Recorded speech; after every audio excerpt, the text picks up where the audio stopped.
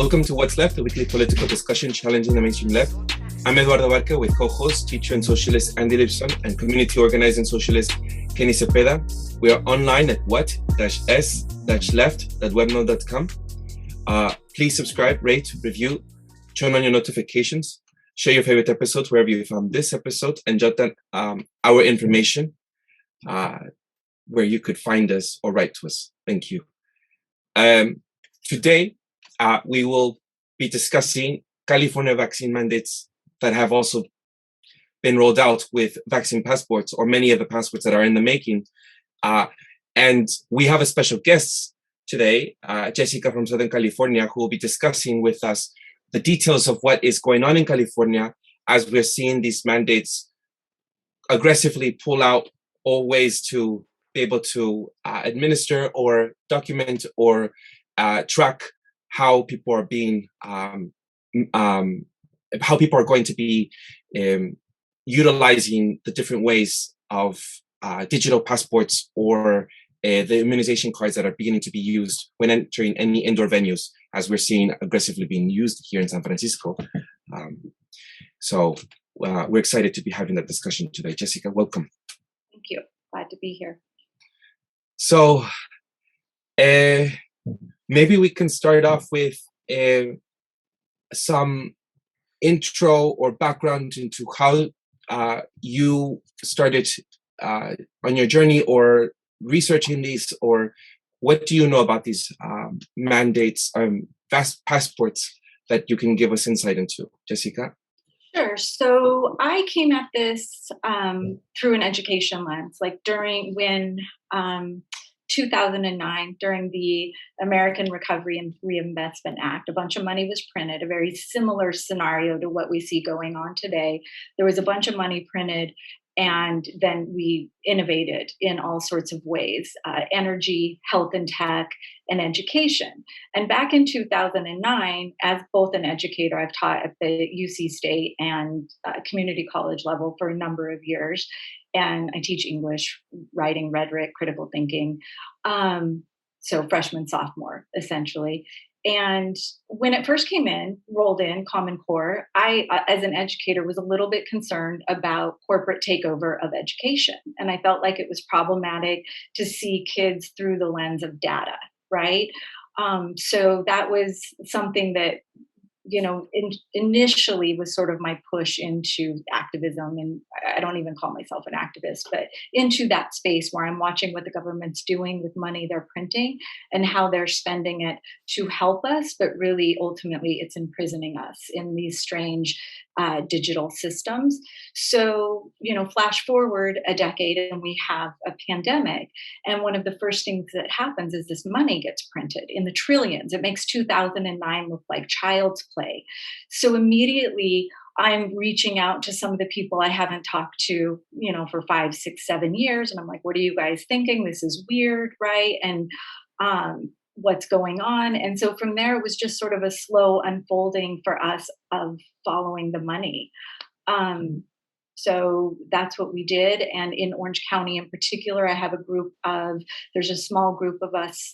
We're mostly moms, like with different, there's a few dads too, but moms and dads, educators, but a few, professionals, a few, maybe even stay-at-home moms that just started digging in and researching and are trying to get to the bottom of what's happening in our county. And it was pretty nefarious what the Orange County Healthcare Agency, in conjunction with our Board of Supervisors, brought in under the crisis of the pandemic, and how much money came into an already wealthy county, which was interesting, right?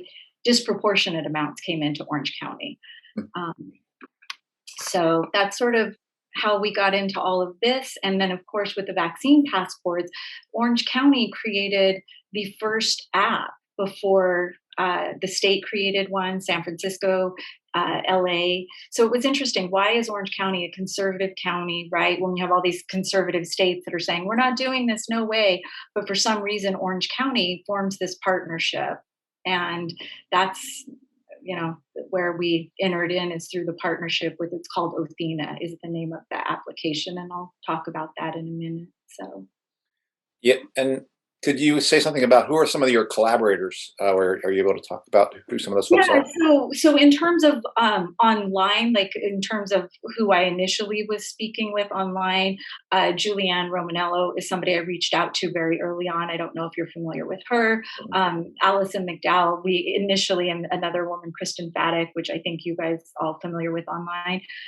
Those are some of the people who back during Common Core. I didn't know Julianne back then, but we worked with, and we had a few pages going up sort of fighting ed tech and that. And so those were some initial people. And then more, local and close to home, people in my circle of friends, Laura O'Neill and Kathy Kubo. I mean, those names mean probably nothing to most people. So those are just researchers. There's a lawyer, Nicole Pearson here, who we do work with. And yeah, so that's, those are some of the people. But it really is during like last year, we started having meetings. We call them living room chats, where we just got together with neighbors and friends and concerned people, anybody who wanted to meet. And we just started talking like, what's going on?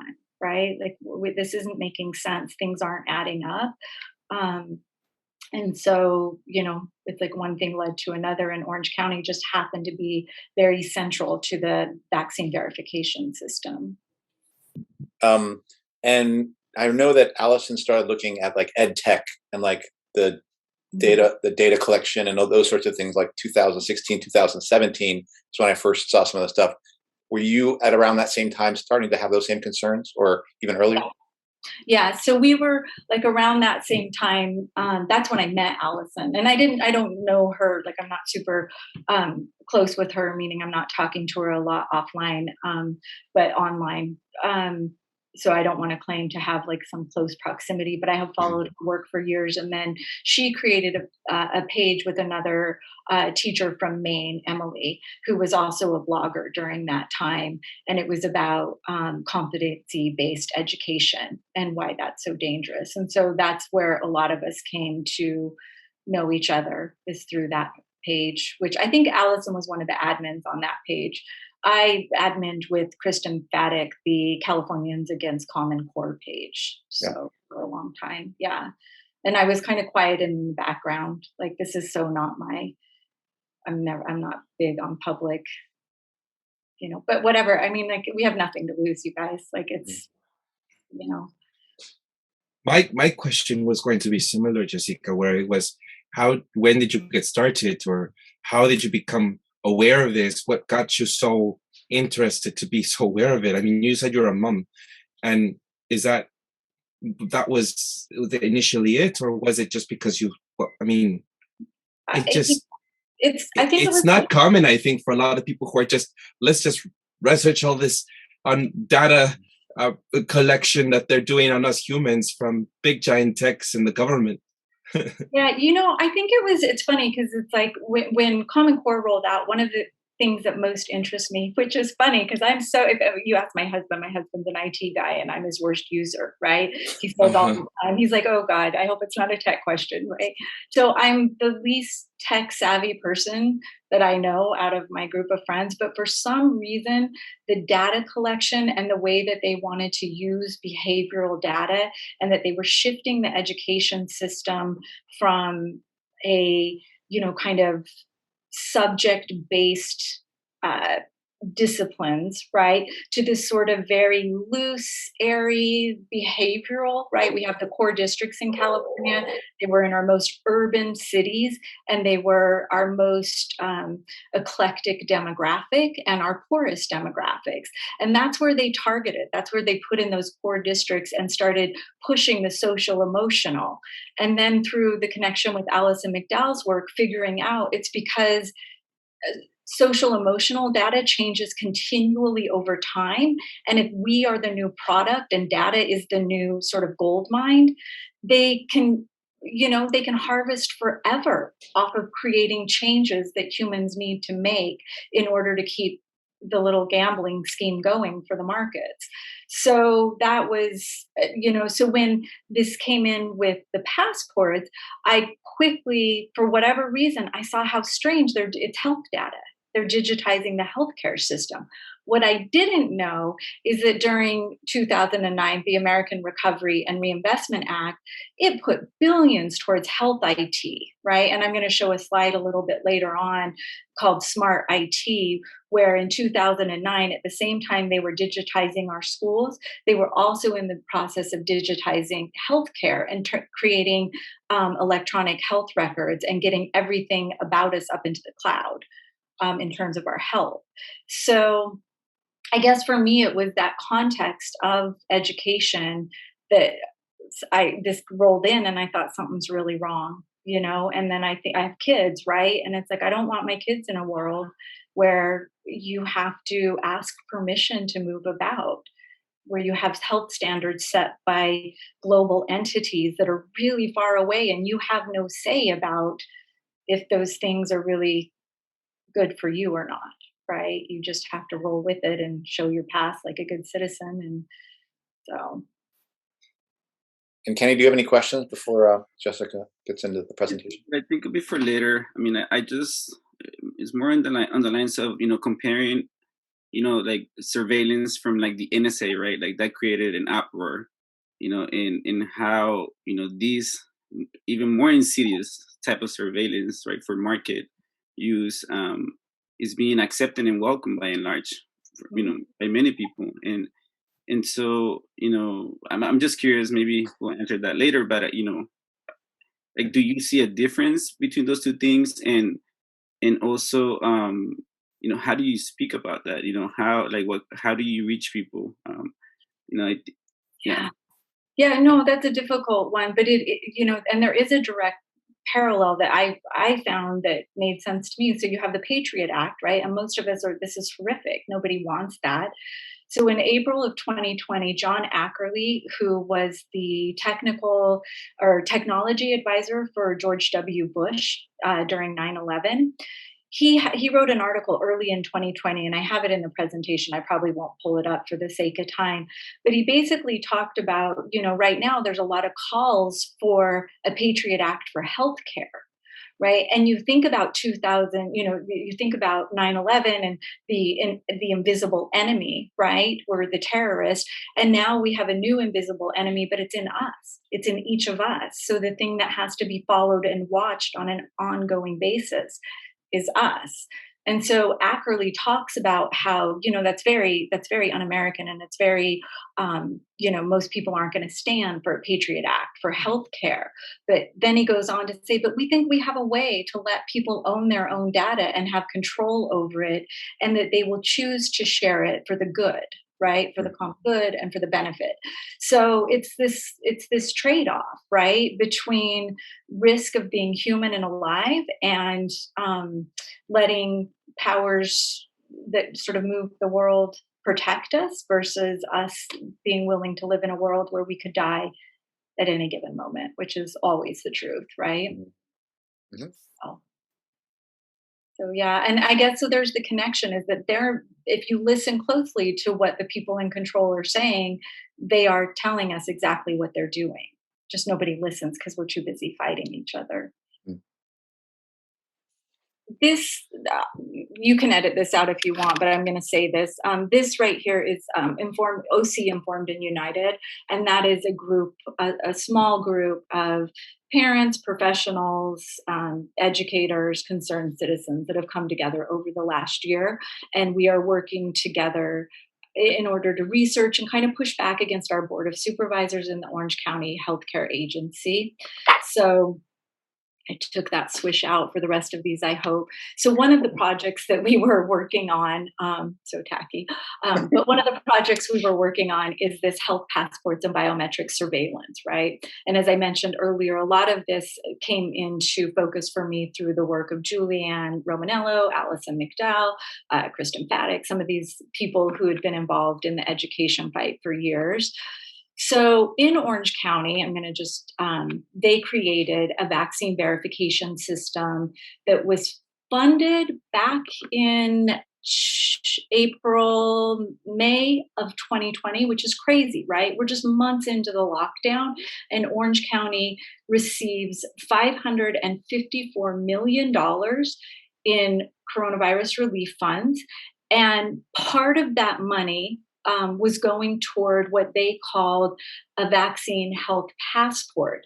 They don't use the word passport anymore, but that's where the money was going. So it's about 5 million, which isn't much when you have 554 million coming into an already wealthy county. But Orange County,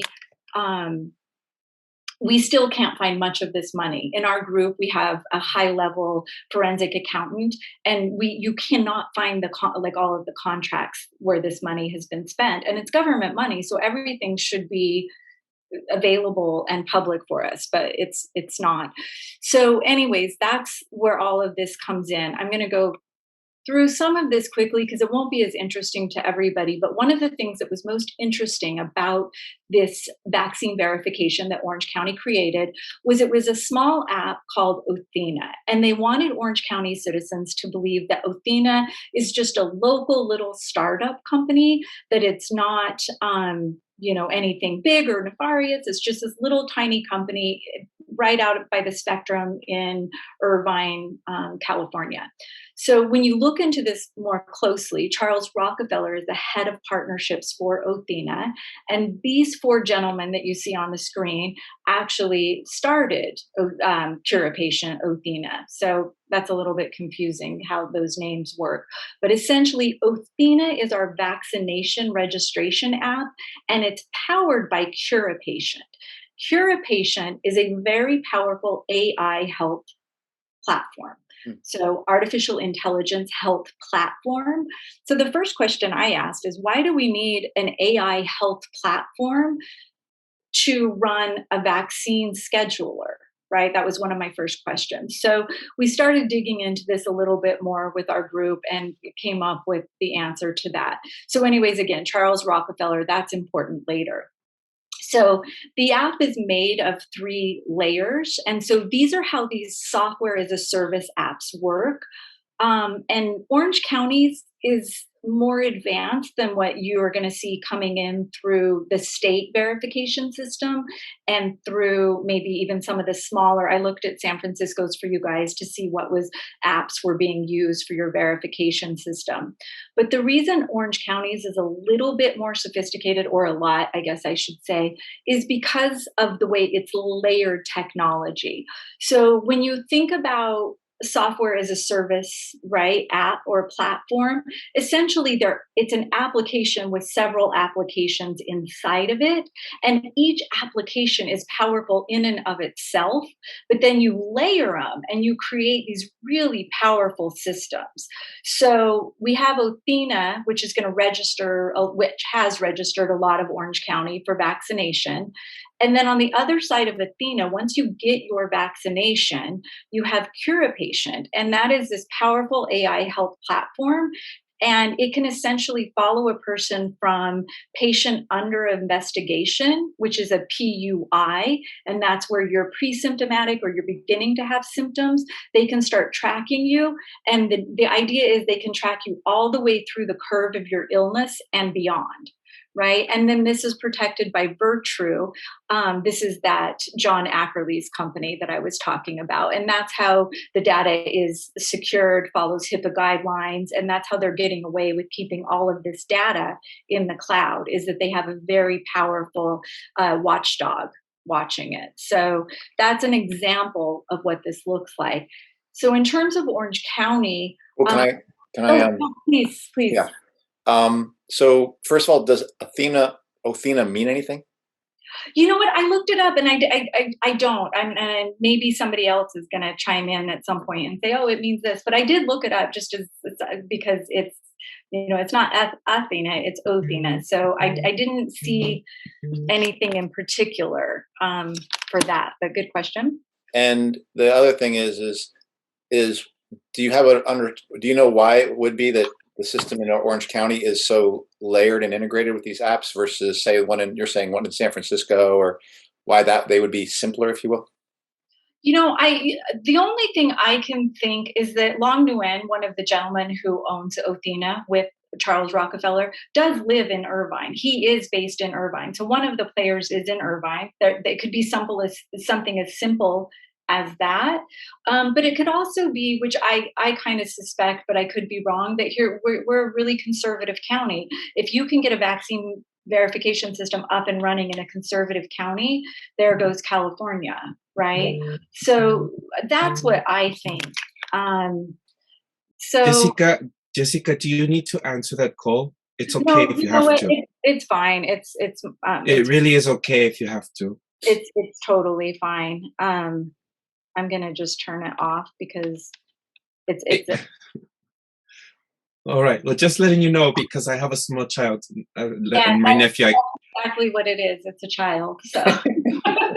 And you probably should if you feel like you yes, should. no, I told her to buzz off. So she's Okay. safe. Oh, that's love right there. She's not being abducted or anything. That's why you need a tracking app.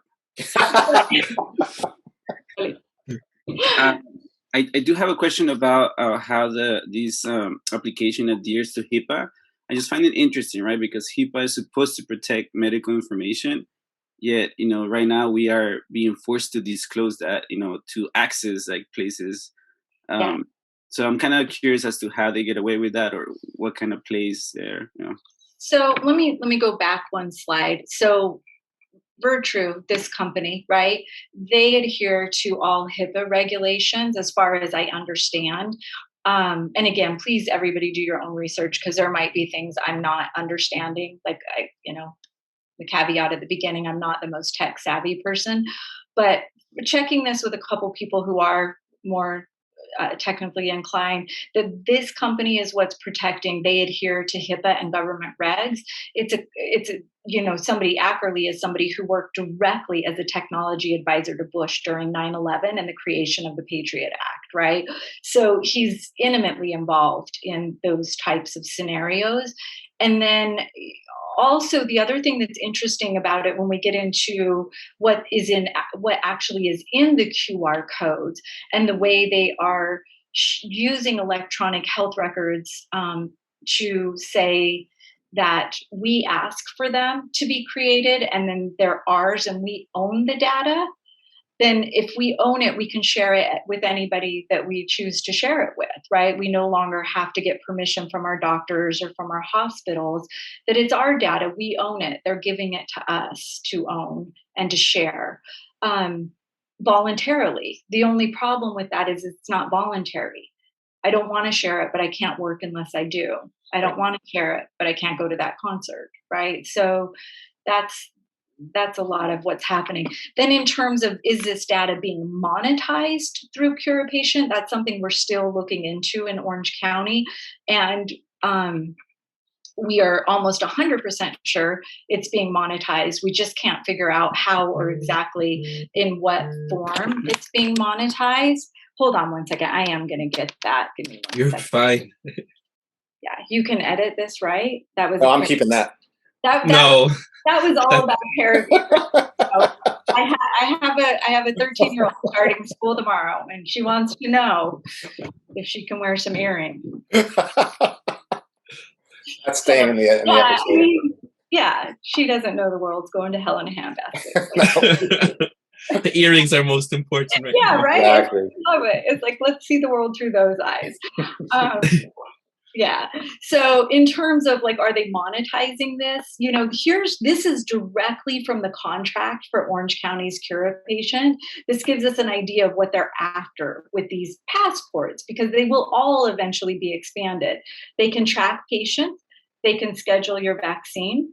They can educate you. So one of the things that's happening is there's a lot of millions being dumped into educating particular demographics within Orange County to get the shot, right? And what happens if you don't? And so that, there's a lot of advertising and information targeting those demographics, and they'll get the app, they'll download it, and they will get notices about, oh no, we're having an outbreak, be scared, get vaccinated if you're not vaccinated. There's all of that built in. The vaccine passports, as you can see, the language has been changed in an amended contract to vaccine verification. But essentially, that was one of 6 items in the contract. And then the 2 biggies were public health and a gateway to a healthier Orange County. And this is where things get really kind of 1984 creepy, is with that gateway to a healthier Orange County. But I'm creeped out already by this question. So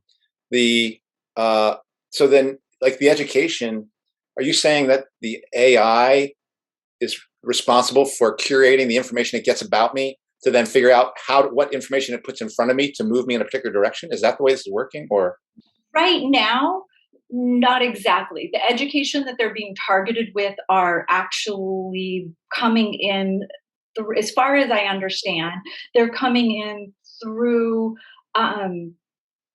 PR agencies that are actually creating messaging around the vaccinations. So if you think back to Common Core, right, when Common Core was pushed out to California, there was something called Knowledge Works, and that was a PR, public relations firm, solely dedicated to producing messaging that would get buy-in from a high number of people, like the highest number of people. So they're just these really simple, like, sound bites of what's going to work to get people to do what we want. And in this case, it's vaccination. So down the road, this system, CuraPatient, is training artificial intelligent agents to act as a liaison between the patient and the provider, your physician. And so there are right now 2 pilots. I believe they're still ongoing with CuraPatient. And again, Othena is the scheduling app. It's built on CuraPatient, which is an AI platform. So CuraPatient, also the same company, Charles Rockefeller Long Nguyen, they are running 2 pilots, one through the DC VA and one through the Long Beach VA. And those pilots, you can go in and look at the contract, or I can send it to you guys. And it literally explains that they're training these AI agents to be able to pick up sentient, to be able to tell if a patient is not doing well. The AI agent will determine if an in-person visit is needed, or if you just need medication or an adjustment, or maybe some advice. If you're not taking your pills, you'll get nudges from that bot, all sorts of things. So it is essentially, a liaison between, you think the insurance companies are bad in terms of getting treatment, right? Now you have insurance companies, AI, doctors, right? So it's going to be a hot mess. And the interesting thing about Orange County is Orange County runs CalOptima, which is their Medi-Cal system. So our Medi-Cal system is one and the same with the board that's passing this to track our poorest demographics, right? The people who are struggling the most and need the most assistance. That safety net comes with some really, really unfortunate elements to it, right? Because it does take away freedom, and it takes away rights, and it takes away access. Everything's predicated on, are you doing what you're supposed to be doing? Maybe a story to paint that picture that you were saying is that I have someone that I work with who is a person that is a user, drug user, has disabilities, and this person has applied for, state benefits, and occasionally has suffered from injuries. The point is that this person is kind of paranoid by people watching him, because they want to make sure that he's not lifting boxes, he's not doing things that he's not supposed to. The point is that, he's afraid of being watched, and we have, a system that could potentially, connect with those things, right? And watch people in more insidious, constant, omnipresent ways. And so, yeah, it's not like just a paranoid fear. It's literally, people are subjected to jumping through hoops to get benefits. Yeah, and it's happening. Yeah, and that's what's so frightening, right? It's happening. So in the contract, I'm just going to go forward a few slides. Oh, and this just in exactly what you're just saying here. This is directly from the contract, right, in Orange County. So this last mile effort can be the perfect first step to having residents of Orange County sharpen their focus on their healthcare, future integrations with medical systems, healthcare apps, Apple Health, My Map, My Ride, Strava, health technologies, Fitbit, Peloton, insulin pumps, smart watches. Yeah, I mean, there it is, right? So there's also a ton of money going through the counties. And I bet if you looked in San Francisco, you would find the same thing, to homelessness, to drug abuse, right? They're expensive social issues, and they're definitely going to try to use technology in order to save costs. But is that going to save people? I don't think so, right? So maybe, but I doubt it, because these people that are suffering and actually do need help, they're going to get seen as data, not humans. And that's part of the system that I think we all need to be fighting. So this isn't from the contract, but just for people who maybe are less savvy with tech, here's your phone, here's all of the activities that are getting tracked. And then everything's stored in cloud services, right? And this is all by design been transformed to be interoperable and built to standards that can move effortlessly on the highway of the internet, right? So that we have all of these things coming into play, and as technology is advancing at such a quick speed, and yet we can't have conversations with our elected officials about that. I mean, if you think about even just the last couple of presidential debates, we should have been talking about nothing but technology and its potential to do what it's doing. And we talk about anything, everything except that, I would say. So again, this is taken directly from the Orange County contract, and it's essentially a page that shows that the patient experience is going to move from vaccination and screening all the way to remote monitoring with devices and sensors, through ongoing connectivity with care team and family. And this care team, again, it's an AI agent. Like, a lot of that is built-in AI. And I don't know why they have this on there if it's true, but endorsed by Operation Warp Speed. Which is sort of a fascinating little entity in and of itself, if you've ever dug into that accelerator. And then you have your picture, right, of Barry is not vaccinated, so he doesn't get a play. And if you wouldn't mind going back to the other slide, because there are people who we post this out to who don't see, but they get to hear it. And I just want to point out, like, some of the data that's on that phone that they're going to be monitoring are glucose level, your activity, your calories, your weight. It says medication and nutrition. And I imagine that those other Fitbit things are all the different monitors that put that information into the phone that is then sent to that AI. Right. And so what do we know? What do we know about coronavirus? Who's disproportionately affected, right? People who are diabetic. And so right now, and I think Alison McDowell has been writing about this, or did write about this, that there's impact investors just waiting at the bit to invest in, diabetes, obesity, and to start gathering that data and offering to, shape things up in those ways. So you have an impact investor who says, hey, I can solve this problem. They partner with the government.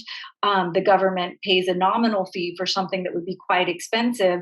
And then some outside consortium determines the pathway.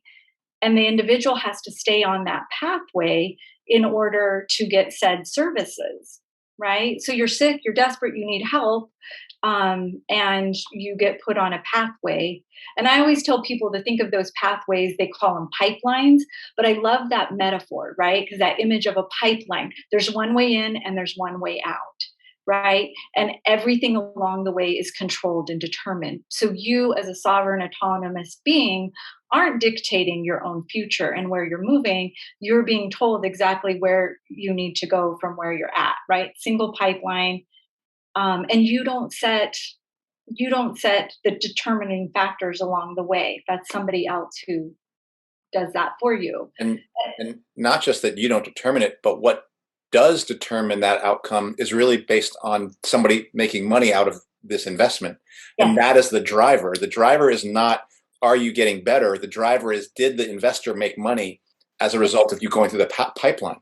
Yes, and the person determining success has a vested interest, right, in the success of the standards that were created. So the data can be manipulated in such a way to make it seem successful, but how much better off are we, right, as individuals? So, and I think back to the American Recovery and Reinvestment Act. How many millions and billions of dollars have been spent on healthcare over the last 10 years and technology?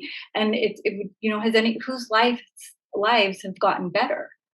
Who has more freedom? Who has more, success in their life? And I don't think it's the little guy, right? I don't think it's any of us. So at least from what I understand, this is kind of where the Internet of Things embodies comes into play, right? Yeah. Because we are connected to devices that collect our data that gets sent somewhere. Yep. And just something else that I've kind of looked into, just sort of curiosity, is how a lot of these technologies have their common birthplace is actually places like DARPA. Because like Siri was invented by DARPA, the internet was basically invented by DARPA. A lot of these technologies, when you track them, they have a military application. And then, there's a lot of people making a lot of money. Even like the automated vehicles, that was technology that was long ago, developed by DARPA that is now being monetized by people like Elon Musk, Google. And then, so my point is too that, we've talked about 5G, 6G. I know Eduardo, you cringe when we bring this up, but that has nothing to do, at least from my view, that has nothing to do with us uploading things to social media. It has more to do with connecting all these devices that will be tracking us, and automation, right? And so my point is that, when people sound crazy, people at the beginning were saying 5G has a connection to, COVID. Guess what? There is a connection. It's not direct. It's not maybe not causing it, but maybe you should follow, some of those crumbs and see what's really behind it. Yeah, and it's certainly behind it because you can't move that much data on 4G, right? Which is, so even if you're just thinking of it in terms of that simplistically, so 5G and 6G are necessary. I mean, this is we need massive data warehouses to hold all of this. So, and I don't know if we probably don't have time to get into it, but Snowflake is a really interesting company that it's again, all of these, if you start paying attention, all of these little tech startups, it's usually done by two people, right? Oftentimes they're best friends or brothers or siblings, and they start these companies just out of nowhere. And then within a year or 2 year time, they grow exponentially, like to an extent that it's almost unfathomable. And Snowflake is one of those companies, but essentially it's a data exchange warehouse where it sits on top of Amazon, Salesforce, and Microsoft, right? So those are our biggest three data warehouses, cloud-based warehouses. And Snowflake sits on top of those, and it basically pulls up data so that it can be bundled, monetized, traded, exchanged, right? And they call it a data market. This just happened during 2020, right? That got off the ground. And I was talking to one of our friends that's in our group. He's a tech guy, and he's like, Snowflake's a little small company started up by two guys. I think they're like best friends, blah, blah, blah. He's like, it's a tiny company. And he gave me a call a couple of days later. He's like, oh my gosh. He's like, wow, that blew up during 2020. And I mean, just exponentially, like, I don't know, it's huge today. So anyways, I'm going to skip this. This is just Orange County basically said they weren't doing the passport and that they were going to pause it. I don't know if you guys heard that Orange County paused their passport. This is important because we still have people in Orange County going around saying that because we protested, we won, and they didn't roll it out. You couldn't be more inaccurate. There was no pause in Orange County. They weren't ready to roll it out. And there's a couple news articles in the Orange County Register and the Voice of OC where Clayton Chow, the director of Orange County Healthcare Agency, basically said just that. It's not ready to roll out. The QR code for the vaccine verification was accidentally automatically downloaded when you signed up or once you got your second vaccine. Now you have to go in and ask for that QR code, right? That's the only only thing that happened that was happened differently, excuse me. So one of the biggest additions on the contract, when they said they paused it, they actually expanded it. And this is important because it ties into both Orange County and California.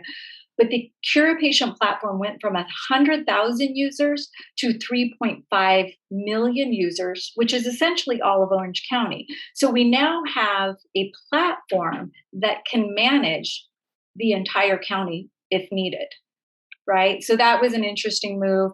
And then the other thing that happened was it is going to now include PCR tests that will sync digitally to create a QR code. Right. So that's important, the testing and the vaccination status. So I'm not going to spend a lot of time on these slides because you guys pretty much know this. And I think everybody that will see this probably does. But how are these vaccine verifications going to roll out? Well, they're going to roll out through the mandates, because once you mandate a large portion of the population to do something as a requirement for access to a public space, you have to have a way to track that, right? So Biden, we have Biden doing it at the national level. We have New York and California, which are, they're the most important states in all of this, because if they get these systems up and off the ground, it's going to be pushed into the rest of the country, in my opinion. I could be wrong about that. But you have, New York and California both requiring it for, New York everywhere now. At the time I created this, it was just federal workers and state workers, but now you have restaurants, bars, arts, right? Everything. San Francisco, you guys are very similar to New York. LA City is very similar to what's happening in San Francisco and New York. And then you have Newsom, who comes out and says that California is going to have the most robust vaccine verification system in the country, right? So what is that system? So, one of the things I'm going to point out here is that the mandates are going to lead to a verification system, like I already said, but this is an ad floating around New York, right? This is New York City. Proof of vaccination is required to enjoy indoor restaurants, bars, gyms, movie theaters, so on. But the new requirement is called the key to NYC. And it's like, obviously it's like we're moving into a key and lock system, right? Where you show a person of color. Right. It's just like, show a person of color. We are the lowest on the we're the most unvaccinated. I know. And yet in the country, we're so quiet too, because we're not like, the people don't make big fuss. Immigrants and people of color just don't get vaccinated as higher numbers. And here, show a person of color. We too are trying to get. Right. And if people can't, I don't know any person that's a thinking person that has even just the smallest grasp on history cannot see this as propaganda, right? Don't miss out. Show us your vax. Geez, right. You're not awake. You're clearly dead asleep and you've missed a lot of history lessons, right? Period, the end. But this is important, the key to New York City, because that has everything to do with a lock and key system. Your key is going to be your QR code. The locks are, you have to get verified by a trusted,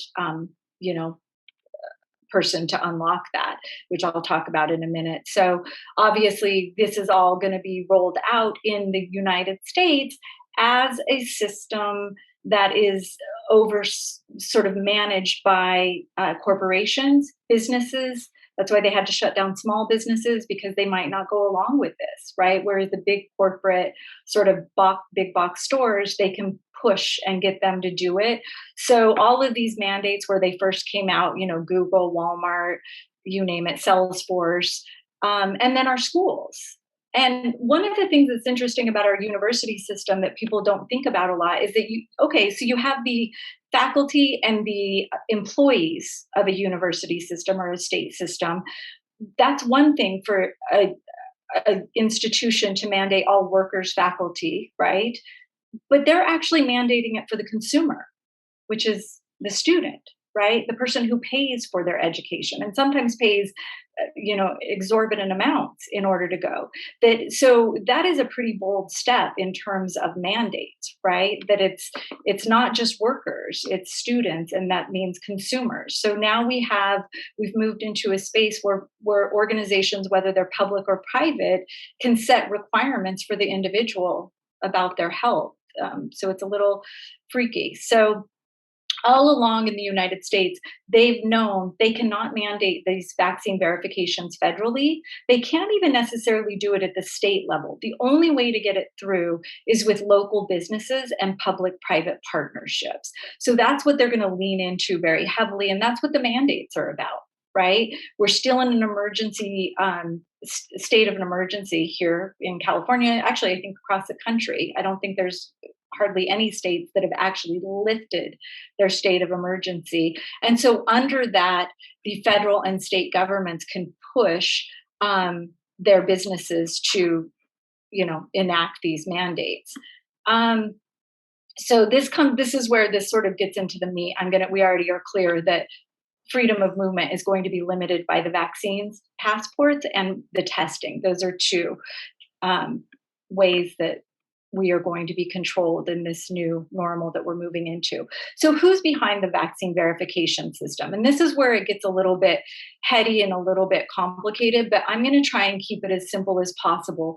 There are more global collaboratives that are at play, but what I'm going to go through right now are the top, I'm going to go through 4, and the last one I'm going to touch on very lightly.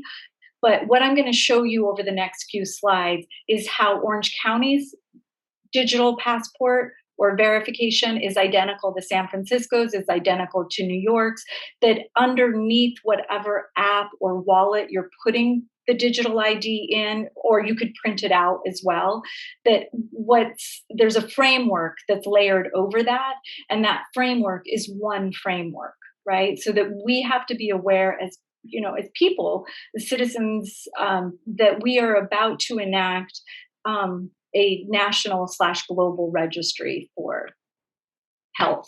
And so that's a big step, right? So the first one is a vaccine credential initiative. And is there a reason, like, are they trying to kind of like, by having these all these different apps have different names, is that an attempt to hide that sort of centralization? Or is there a reason that they're having so many different systems? It's a good question. And I've thought about that before, and I'm not sure. One of two things happens, right? The technology there is a potential with technology and technological advancements for completely decentralized systems, right? And if we figure out a way as individuals, as local groups, to use technology in a decentralized way, we almost don't need a governing body. Right. And that's scary if we can, to them, right? We maybe don't need to be part of their monetary system. We can exist sort of in our own safety nets of trust, right? That is what I think the governments of the world are afraid of, is that if they lose control of this technology, as if that could happen really, I don't know if it could, but if they did, they would, creative destruction would abound, right? And there wouldn't be Googles or Salesforces, or right, because there would be individuals who had the power to sort of innovate and invent more personalized solutions that work for them in their own space and time. So that's sort of a convoluted answer, but I think that is what's happening, is that these consortiums are forming as mechanisms of control over something that has great potential for freedom. And that is worrisome to centralized sort of powerhouses, right? So with these collaboratives, there's the 3 that I'm really going to focus on are the Vaccine Credential Initiative, Smart Health Cards, and the Commons Project, which is based out of the World Economic Forum. So the first thing, this was from, I ripped these quotes off from an article I found. Now I forget the publication, but it was some sort of privacy organization. And I have the link on the slide. So if you share these slides, which is fine by me, there is a link on there to the quote, but I apologize for not having the exact name because I can't see my notes right now. But one of the things to think about, we are creating a digital identity system through these vaccine verification systems. They're very complex, and they are inevitably going to alter the relationship between the individual, the state, and all of the companies and agencies who are being granted power to create them and then to implement them, right? So it's a transformational shift in power between the individual and the state, for sure. And that if the goal of these verification systems is anything other than health, we have a serious problem. And I think what I'm about to show you is that its goal should not be the spread of a digital identity. But unfortunately, I think that is exactly why they are pushing the vaccine verification system, because it doesn't make sense otherwise. Okay, so the Vaccine Credential Initiative and partners came together last year was when it first started forming. And in the beginning of this, it was MITRE, which is out of MIT, the Commons Project, Microsoft, Salesforce, and Oracle. So those were and Mayo was involved too. So those were the main players that were involved in the Vaccine Credential Initiative. In the last 2 months, California, maybe 3 months for California, but for sure in the last month, California State and New York State have joined the Vaccine Credential Initiative. So basically, it's a coalition of public-private organizations, and they always say they're committed to empowering individuals with access to their own data, right? It's always about empowering us to own what we already should own anyways. So they've come together. The governing body over this is, Mayo, MITRE, Microsoft, the Commons Project Foundation. Those are probably the most important ones, and Apple is a big part of the governance body. So what this essentially does is it's created a smart health card framework, and this is the framework that governs the QR code and what gets signed inside of that QR code for the vaccine verification. Okay, so that is the framework that it's built on, and it's based on interoperable standards from the World Wide Web Consortium, which is the W3C, and the W3C. Again, that is Tim Berners-Lee, the inventor of the World Wide Web. So these aren't little players. Like, I hope everybody that's listening understands how massive this system is. We have the person who is essentially credited with creating the World Wide Web, helping create these standards for the first verification system of a health pandemic, right? So that's who's involved with that.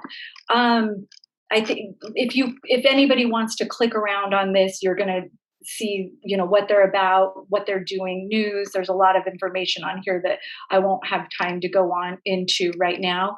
But there are some really, it's big players. And one of the things I want to show you really quick are the list of members, right? So everybody on this list is building their QR codes to the Smart Health Card framework. So if I go down, you're going to see Composite App, which is Composite App is the parent company of CuraPatient and Othena. So we have Composite App, but we also have CuraPatient on here, those are both that Rockefeller company I was talking about. Mm-hmm. We have IBM, right? All of San Francisco's apps that have been approved for verification are on this list. So again, I'm just pointing out, many ways to access these QR codes. It's the same framework governing what goes in it and how they're built, right? It's standardized. Now, can different countries and different states, have different rules for how they're used? Absolutely, right? We might have some states that, are saying, no, it's illegal to use a verification system in our state. You can't use it. You might have other states that say you have to use it for any time, anytime you're in public with groups of more than 3 people, right? I mean, the rules can still be fluid, but nonetheless, the technology is identical. And the reason they want that is interoperability. right? For the ease and transfer of data, because we're building data markets after all, right? And this is essentially, this is our first key that we need to move about publicly. And the lock is going to be put on our colleges, restaurants, bars. We have to show our key to unlock access, right? Once we have a key and lock system, they can add other keys that are required, right? They can add on requirements at will. So that's an example of that. Now, SMART is another crazy thing. So SMART, I'm just going to click on this really quick because I pretty much talked about it. But these are the SMART health cards, right? And this is what they look like. If you go on to technical specifications, it's going to, basically go all the way through all the technical specs about what it looks like, how you build a QR code that is based on the W3C verifiable credential specifications, right? So everything is consolidated, everything is uniform. It's one system. It really is one system. One of the interesting things about SMART, as I was saying, I think that was before we started the recording, but again, with the American Recovery and Reinvestment Act of 2009, 2010, when I was paying attention to education and the digitization of our school systems, the Reinvestment Act was being used to create electronic health records and interoperability standards for healthcare, right? So from 2009 to 2020, we essentially moved it's still in the process, but many, I should say, electronic health records into the cloud. And they're now stored Amazon, Microsoft, and Google. And those are, our most robust cloud storage systems on the planet. So there's a lot of legislation that's happened behind SMART that legalizes much of what's happening. And that's the thing that's a little bit frightening, is that we're not paying attention to these, right? Like in 2016, depending on where you stood on the political spectrum, you may have been thrilled about some of the things going on when Obama was president, right? But one of the things that was also happening was the 21st Century Cures Act, right? And in this act, all APIs, there's a requirement for healthcare, and that everything has to fit to SMART's standards, so that all that healthcare data is now interoperable and easy to pull. There's no longer data silos, right? And one question I have, looking at this time frame of starting at the last economic crisis and then kind of to this moment where we've had our last our recent economic crisis that they kind of put on COVID. One can imagine that, okay, well, this thing has just been progressing. Was there anything special about 2020, about the conditions that were laid out through the pandemic that allowed them to get through certain hurdles that were otherwise barriers? Was there something that special that happened then, or have we just kind of seen us, like, in a sense, I'm asking, because there's people who would say, and I kind of think this way, it's like a plan. It was like more that the pandemic was more of like almost a creation of a problem so they could solve this other problem that they had, which is like getting people all into this place or getting institutions all into this place. So since it was actually, it seems like there's already been progressing, is there some kind of change or leap that was made in this last year that was only able to be accomplished through the results of lockdown and all this happened? It's like, yeah, what comes first, the chicken or the egg kind of a question, right? And I'm not sure. I don't think any of us can be 100% sure about I think there are probably people who are sure. But I think it has to do with sort of a convergence of what technology can do, what it's capable of with CRISPR and all of these, technologies that were emerging that most of us just walking around in our daily lives are completely unaware of. Right? What artificial intelligence, how quickly things are moving in that area, the possibility of singularity, right? It's like all of that's coming into play. But I look at it this way, like with the education stuff, that could you have closed schools for a year had we not digitized much of the curriculum and much of education? No, right? That wouldn't have been possible. So it's like, did all of that, we're at a time where that happens because it's planned, because we're ready for it, because it's the next sort of iteration of a scheme that's ongoing, or is it don't let a crisis go to waste moment? I don't know. I don't know. But either way, they are certainly pushing forward very hard with the agenda, right? There's no doubt about that. And that the pandemic has been an occasion to push through many things that were, in the wings about to happen anyways. And I guess the difference is you don't have to get buy-in, right? Like in Orange County, what's happening with the AI and the surveillance is that they're not asking anybody permission, right? They're just going to do it under an emergency scenario. They don't have to ask permission, and they don't have to get buy-in through having a system that's beneficial, right? Because if these systems were as good as they say they are, people would want them. But I can have all of these apps on my phone and I can use them to monitor myself. Why do I need a government entity or a corporation helping with that? Right? I mean, why can't I just share the data with my physician individually? So I don't know if that was a good answer, but I understand what you're asking. And I think I don't know, to be honest, I think it's a little of both. But there's no way there's not a plan. I mean, you look at it, there's clearly a plan. So how is it that SMART got, is the one organization building the standards for the QR code? Is that an accident? Absolutely not. Right? Is it an accident that Orange County's app uses SMART for their QR code? No. Is it an accident that Governor Newsom, when he announced his, it's a SMART health card? That's what I mean. It's identical, right? It's the same system. So now we get to the verifier. So you have your, let me see if that next slide. Yeah, I'll just go here first. Is probably, you have SMART, which is your QR code, right? These are the standards for that QR code. Well, now you need a trusted verifier. I can't just hover my phone over your QR code and unlock it, right?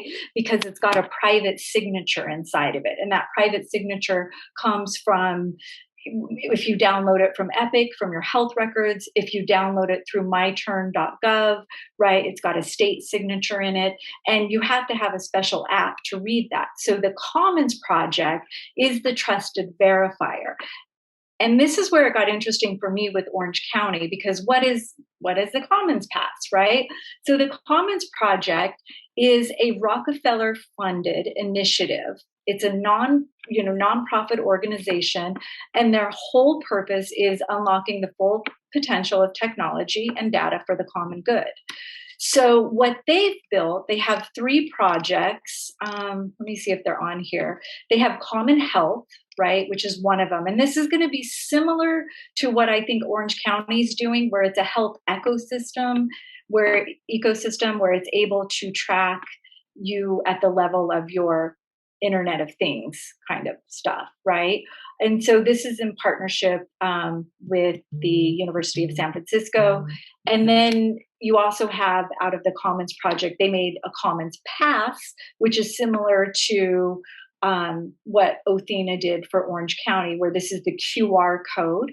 And this is also built with the SMART framework.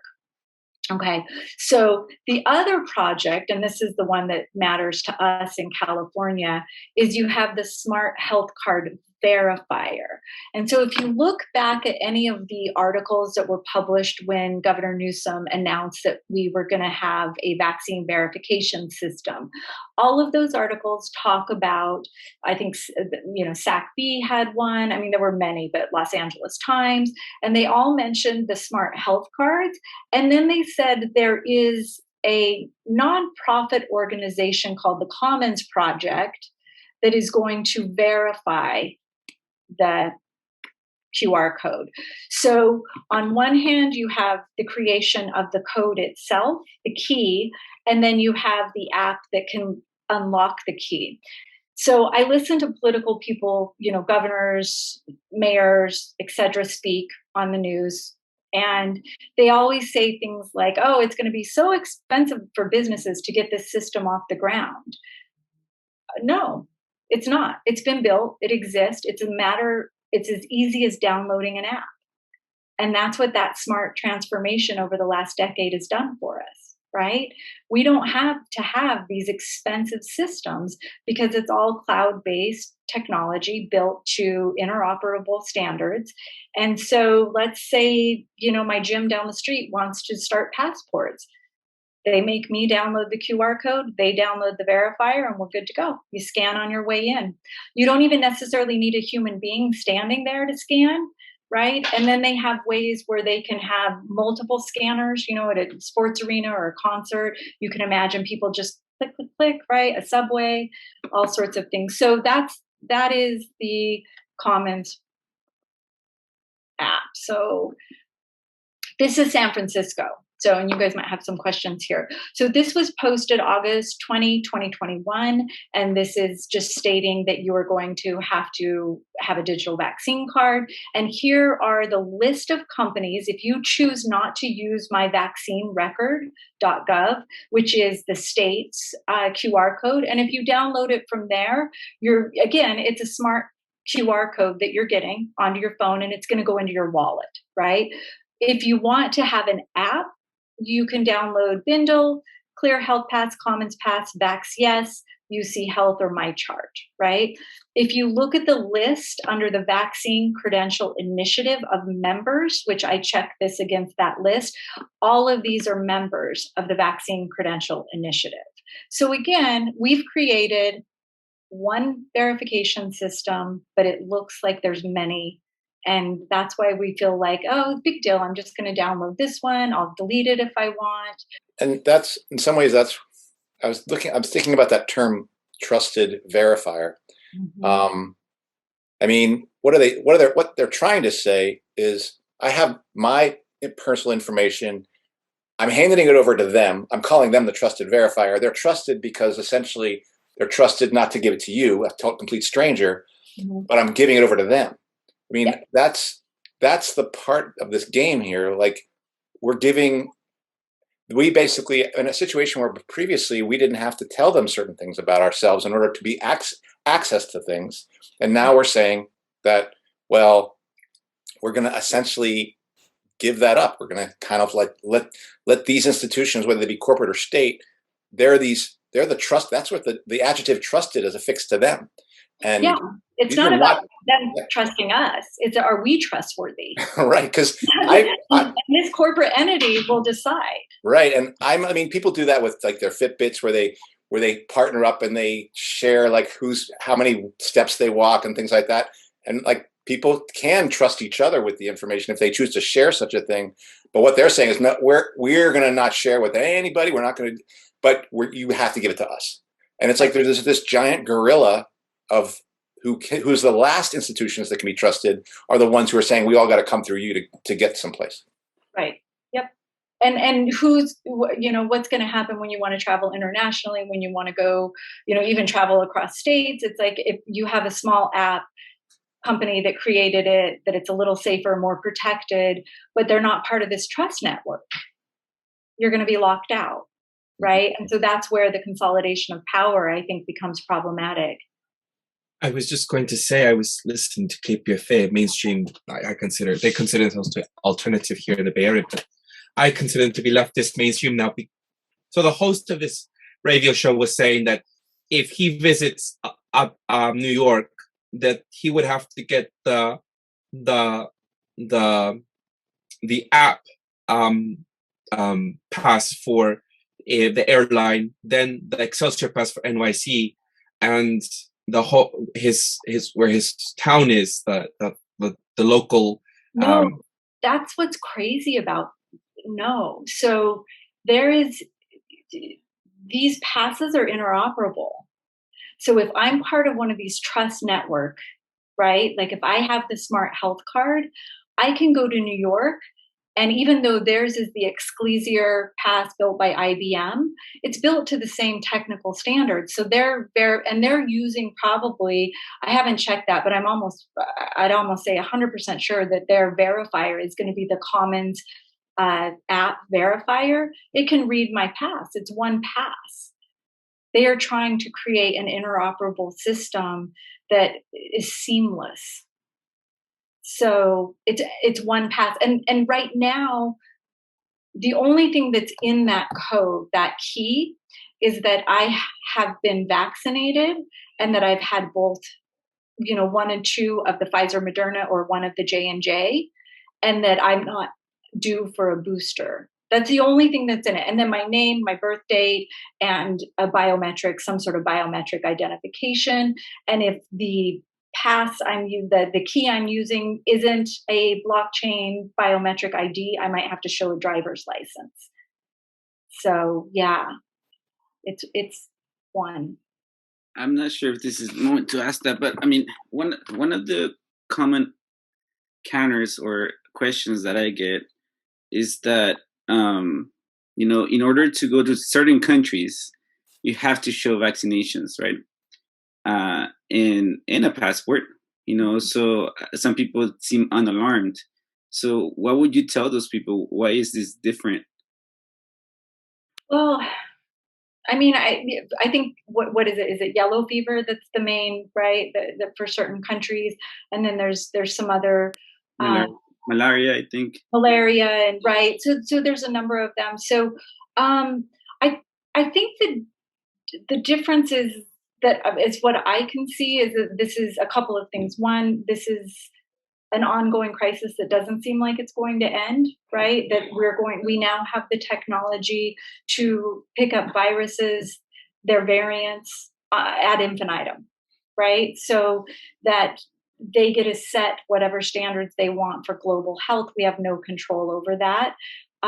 So therefore, we have no control over whatever solution they come up with. If it's an injection, if it's a quarantine, that we have no control over that. So that's one thing, right? With all the other ones, it's you show you're vaccinated, it's done, it's over, right? There's not this ongoing crisis attached to it. And then, I guess I guess that's my biggest concern. And then the other thing is that this is, I know this is really sort of a risky thing to say because there's so much heated debate around it, but this is, if treated and managed properly, a highly survivable illness, right? And even the World Health Organization came out last September and said this is, in fact, one of our least deadly pandemics to date. It doesn't look that way because of the flaws in the PCR test, right? But it was not sensitive enough to differentiate between pneumonia, influenza A and B, and then coronavirus, which now they're expiring that, and they do have more sensitive tests coming in. Will that be to our benefit? Maybe, but it doesn't change the fact that they can test us indefinitely, ongoing, and use the need to monitor for health crisis as an occasion to control movement. That's the problem I see. Yeah, and also, I don't think people understand when they invoke this model that's kind of like as if we want a local grocery store to be like Australia, like literally a prison. I don't mean it, but like literally saying, oh, we should think of our grocery stores or a restaurant as little mini countries that actually things coming through them should be considered dangerous, so they have to be monitored at the door. Like the level of control that we are submitting ourselves to if we start to conceive of each of these institutions, where we might have thought if we had a freedom here, and I think under capitalism, I think there's very limited freedom for workers in general, but if you thought of it, you could have at least said, we are free to move about. Well, you're now saying no. You're now every institution, every place that they're saying needs a passport or a QR code now becomes like a separate country that actually sees everyone outside of it as possibly dangerous. So we have to regulate your entrance into it. So think of yourself as living inside of that kind of, that becomes much more like a prison than a place where you move freely about. Exactly. And then add to that, that you yourself as sort of your own sovereign being, that you are not able to identify whether or not you're a risk. Only the technology is capable of telling you whether or not you are a possible risk. So this whole idea of asymptomatic spread is also a really problematic thread that's, you know, woven through all of this, which is different than other, right, diseases that we've vaccinated for in the past. But it's a huge issue, which is obviously the science isn't settled, although they would like us to believe it is. So, yeah. Yeah, so this right here is just a map to show this is the Commons Project Trust Network and partnering countries. And this is a map I found that goes over where vaccine is mandatory, right? Vaccination is mandatory. And I just thought it was an interesting overlap, right? Between especially the United States, France, Italy, Greece, right? And the UK, that there really is an overlay between where these networks are going up and where vaccination is mandatory. So there's some interesting sort of, and this is, you know, this dates back to July of 2021. So this map may have changed some. This is current for the Commons Project, but that's a large portion of the world that's built into this network already. So that if people would understand, this isn't small scale single app. This is a very massive framework that we're erecting without public debate or question. Right. And one thing to point out, and it's very interesting to look at Australia there, which is a part of the Commons Project Trust Network, but Australia apparently doesn't opt for or have mandatory vaccinations, but they are going through a furious lockdown right now, which is going to lay the basis for, well, if you want out of this, we've got to start mandating. And there they are. You can see that all you have to do is see that green color of the Commons Project to understand why they're just you know, pelting them with the lockdown. Yeah. So that was it's a telling comparison, right?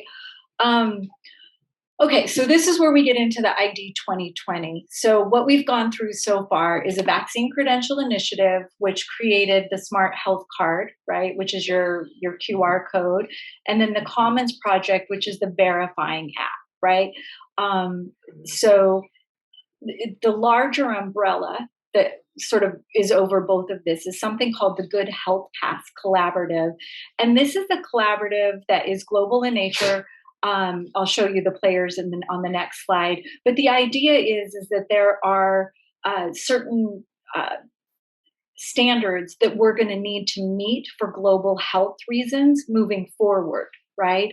And so this collaborative is going to have a lot of say in how we're able to move about and what requirements we're going to need to meet as,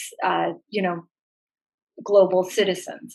So this collaborative, the Good Health Pass, was launched by ID 2020 and Gavi. And the people under ID 2020 is UNICEF, the World Health Organization, the World Bank, and the Bill and Melinda Gates Foundation. Those are permanent seats on the board of ID 2020.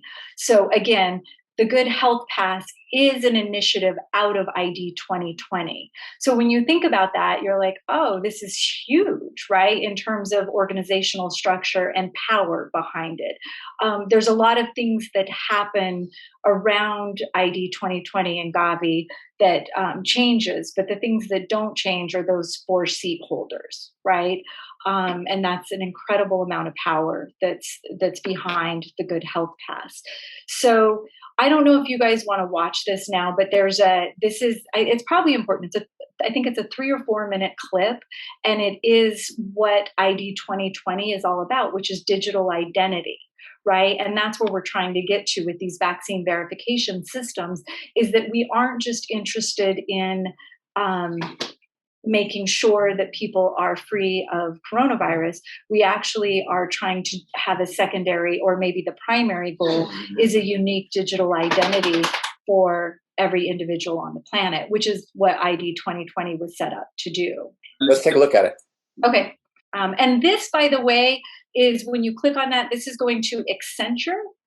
Accenture is they're a technical consulting company, but they built MyTurn for California. It was like a $17 million contract, and that is the scheduler for California. How we have Athena in Orange County to schedule vaccines, you could also go to MyTurn, and that website was built by Accenture. So this is Accenture's explanation of ID 2020, and they work hand in hand with ID 2020. So yeah, so this is it, and I will see if I can. Who are you? This is a question that often comes up in our daily lives. Whether we're boarding a plane, checking our bank balance, or paying a utility bill, we regularly have to prove we are who we say we are.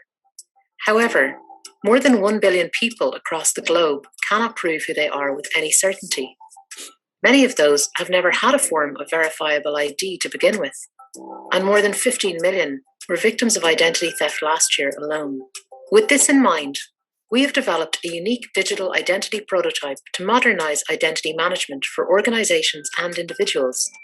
Leveraging the power of blockchain and biometrics, the system makes establishing, tracking, and managing digital identities more efficient, user-friendly, secure, and less open to fraud. Let's follow Joseph as he establishes and builds his identity.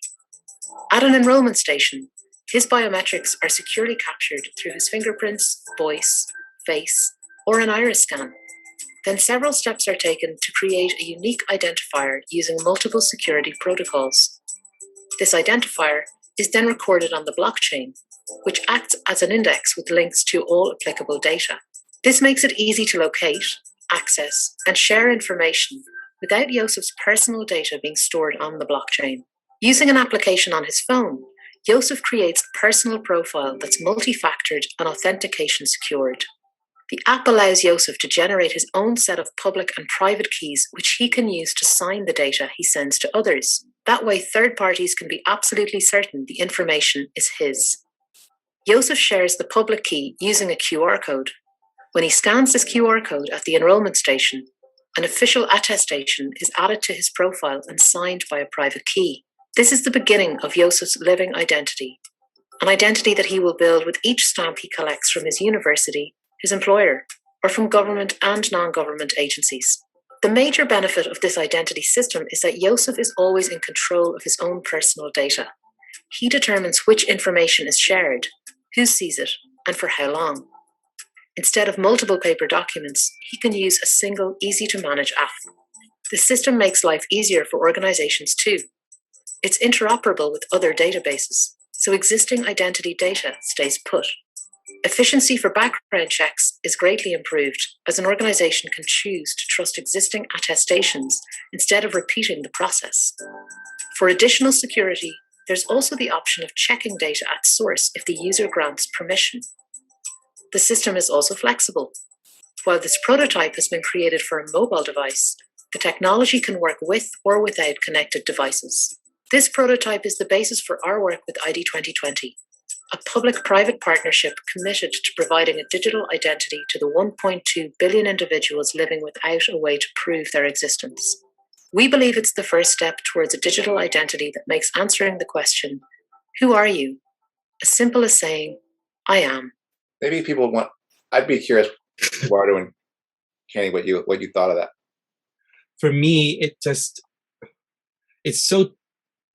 it tricks people so well with just the images and making it manageable and the cleanliness of the clean way of presenting it, how all of this complex way of dealing with the pandemic and dealing with all of our identity cards and all of our papers can be sorted out in just one easy way and access to be able to go anywhere, as if this is the solution to all of our papers and problems to documentation. It's really unfortunate, and I think a lot of people will buy into it. And we've talked in this show as to, when I hear mainstream news, and if everyone is in sync at pushing something, then I automatically take it as a lie. And so, when I see this, I ask the questions and what's really behind it. Obviously, they're selling us privacy, they're selling us self-determination, and obviously access, right, to some stuff, especially the most vulnerable. I think that's been very important during the pandemic, that they weaponize that conversation of, we got to protect the most vulnerable. Also, a lot of liberal, progressive, the frame of analyzing the world, that we need to uplift the people that are outside. But this, to me, is not about uplifting people. This is about adding people to the market system that is going to monetize the data. And so it's about tapping into the biggest commodity that's that's out there right now, because data is more expensive than oil, right? And so it's important to bring those people that are outside, these frame into the fold to make money ultimately, in simple terms. So it's not about privacy, it's not about benevolence or incorporating people into the system. It's about exploiting our biodata, our biometric data, and monetizing that ultimately in some way or shape or form, and also obviously social control and borders. Like we talked a second ago, that in order to squeeze every little bit of data, you have to surveil people, and these people are a waste to capitalism, at least from my point of view. Yeah, human capital, right?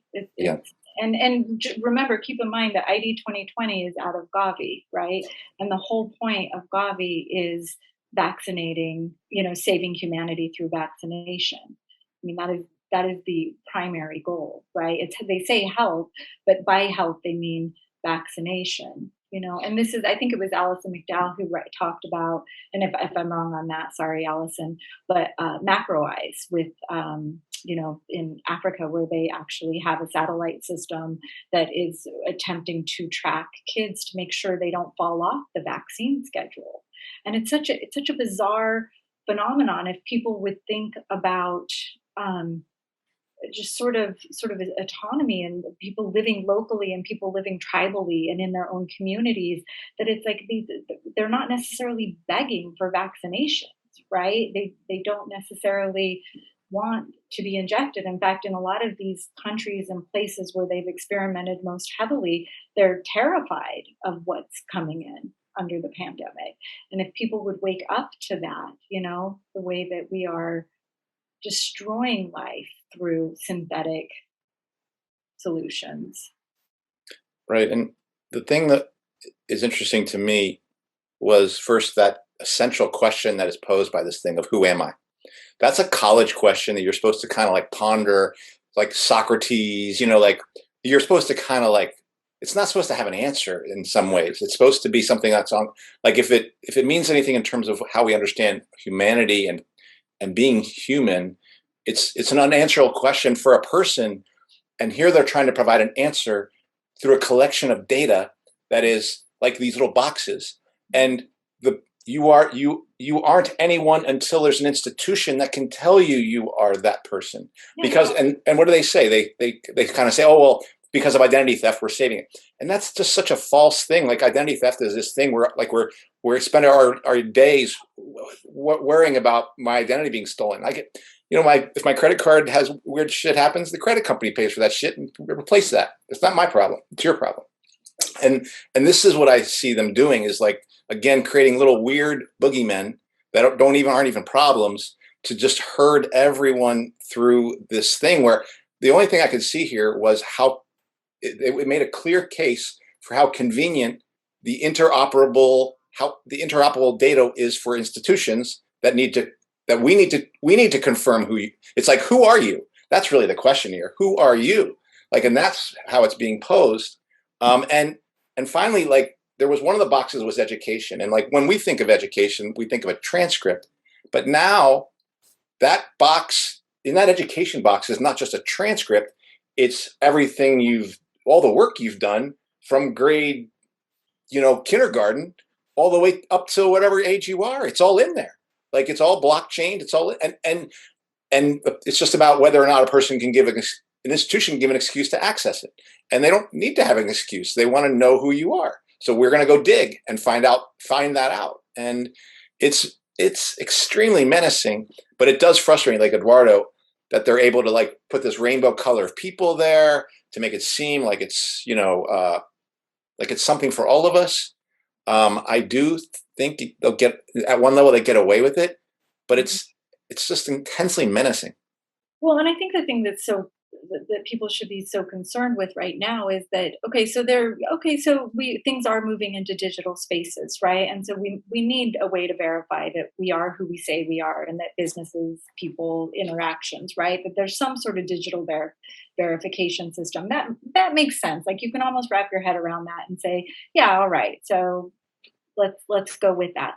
But the fact that this is coming in so quickly under sort of the cover of a crisis, and that we must do it in order to save humanity, right? And the first key that we're using in the United States, or throughout the world, is proof that you do not carry a disease that you cannot possibly tell if you have on your own. You need some big tech company to run a test to tell you if you are in fact sick or not sick, right? And so it's like that's the first key we're going to build. What kind of system is this going to be, right? And then when you think about AI, that we're building artificial intelligence systems that are actually they're militarized, right? And that we are going to have the cruelest AI trains. It trains based on what you feed it. So if we're feeding these AI systems with contact tracing, keeping people separate, health, it's like these AI systems then are going to be trained for those things. It's like, where's the benevolence? Where's the humanity? AI only knows what you feed it, right? So it's something to consider, and yet we can't even have these conversations because you sound crazy, right? If you start talking about that stuff. And that's the unfortunate thing. And we're just skimming the surface of a conversation that we could wade deep into, but it at least paints a picture of who's connected and who's playing a part in these systems. And I think these are just some of the slides. I'm going to go through them quickly. This is right off of the Good Health Pass. So again, ID 2020 launched the Good Health Pass, and their whole goal is to make sure we know who you are, that when you get this shot or test, notice it's a test, that we have a way to authenticate your identity, that your identity then is verified, and by a trust network, you are who you say you are, and you meet the standards for access to wherever it is you're trying to get into, right? So that's where this is going. And then one of the things, on this slide, one of the things that came up in the call for the workers and educators group, accountables on there wrong. But one of the things that came up is this idea of, right now what's happening is there's a mad rush for attestations, for people to attest to whether or not they've been vaccinated. And you've been given a certain date to do that by, right? And, I'm not a lawyer. I, spin in some circles with some that are just baffled by what's happening right now. But, in some ways, these personal attestations are you giving permission for them to have this information.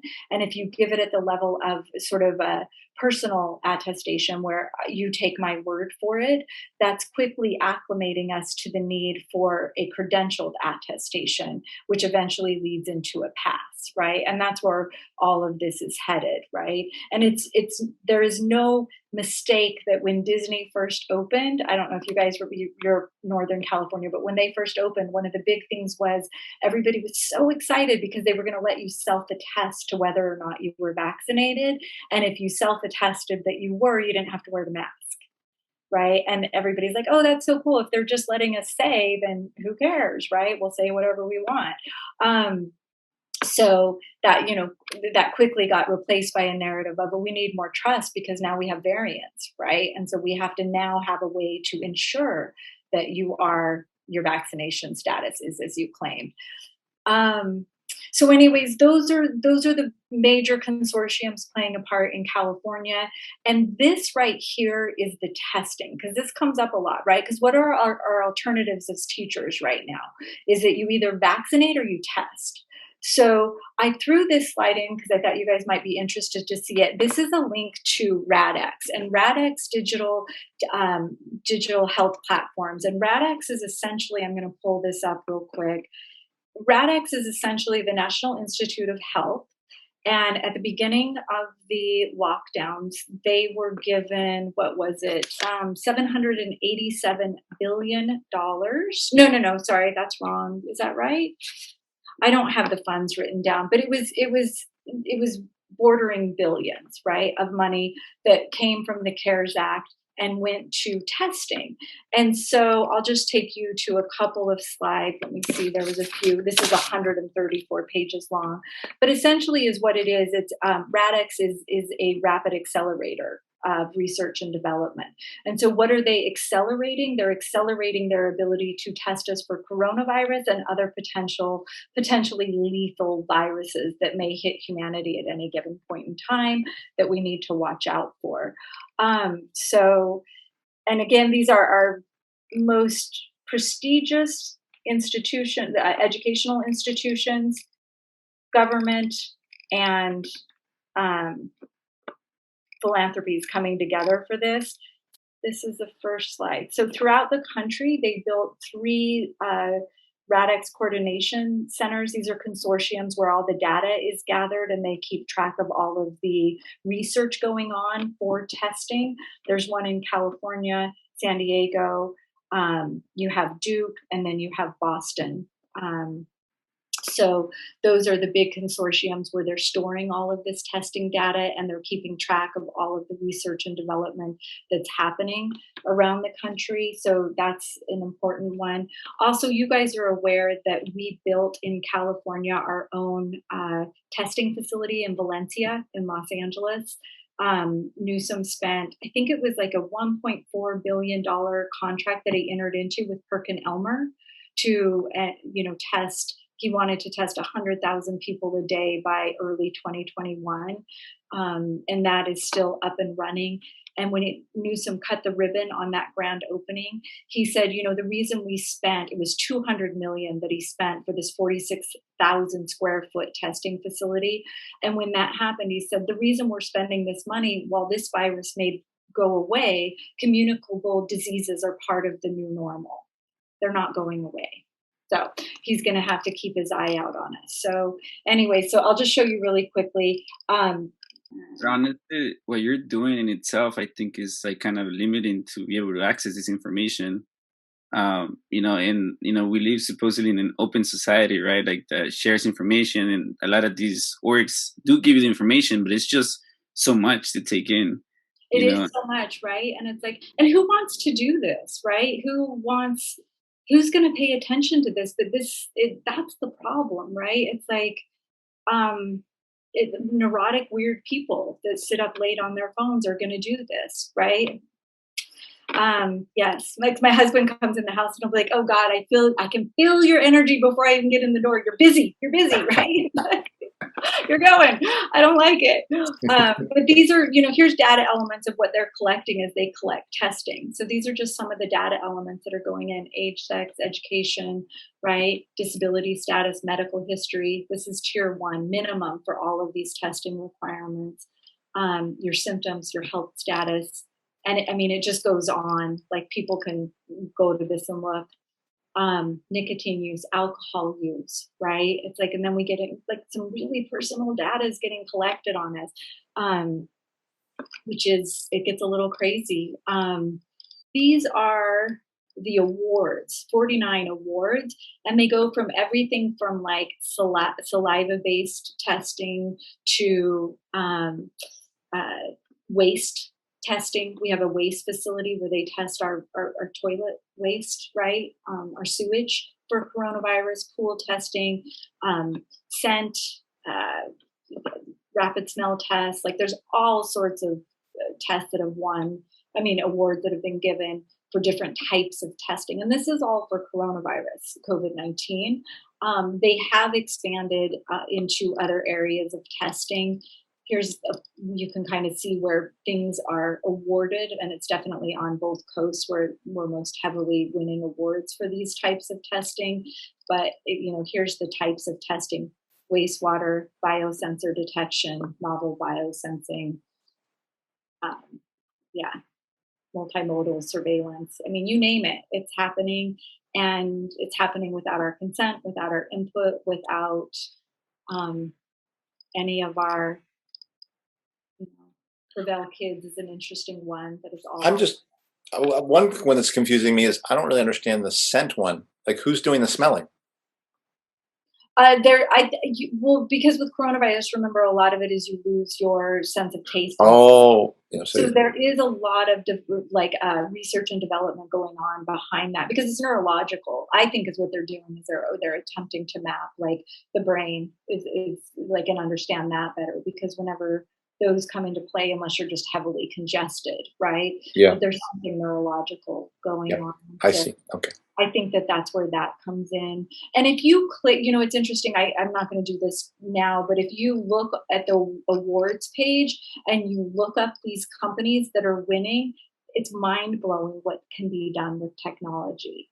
And, to the question earlier, was this planned, or are we just at a time in history where technology, because it's possible with technology to do these things, we're doing it, right? And we're trying as a country to stay ahead of other countries. I don't know, right? But there's a lot going on. So anyways, that's important, because the other part of this scenario, right, is that you are going to be vaccinated or tested.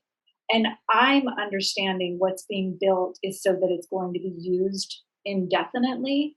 That if we allow these systems to get off the ground, I don't know if we will ever live in a world where we get to walk around without proving. And that's the language that they use, that you have to prove your health and wellness, right? That I don't just get to go. I have to prove I'm healthy, just like I have to prove I am who I say I am, right? Mm-hmm. To move in digital environment.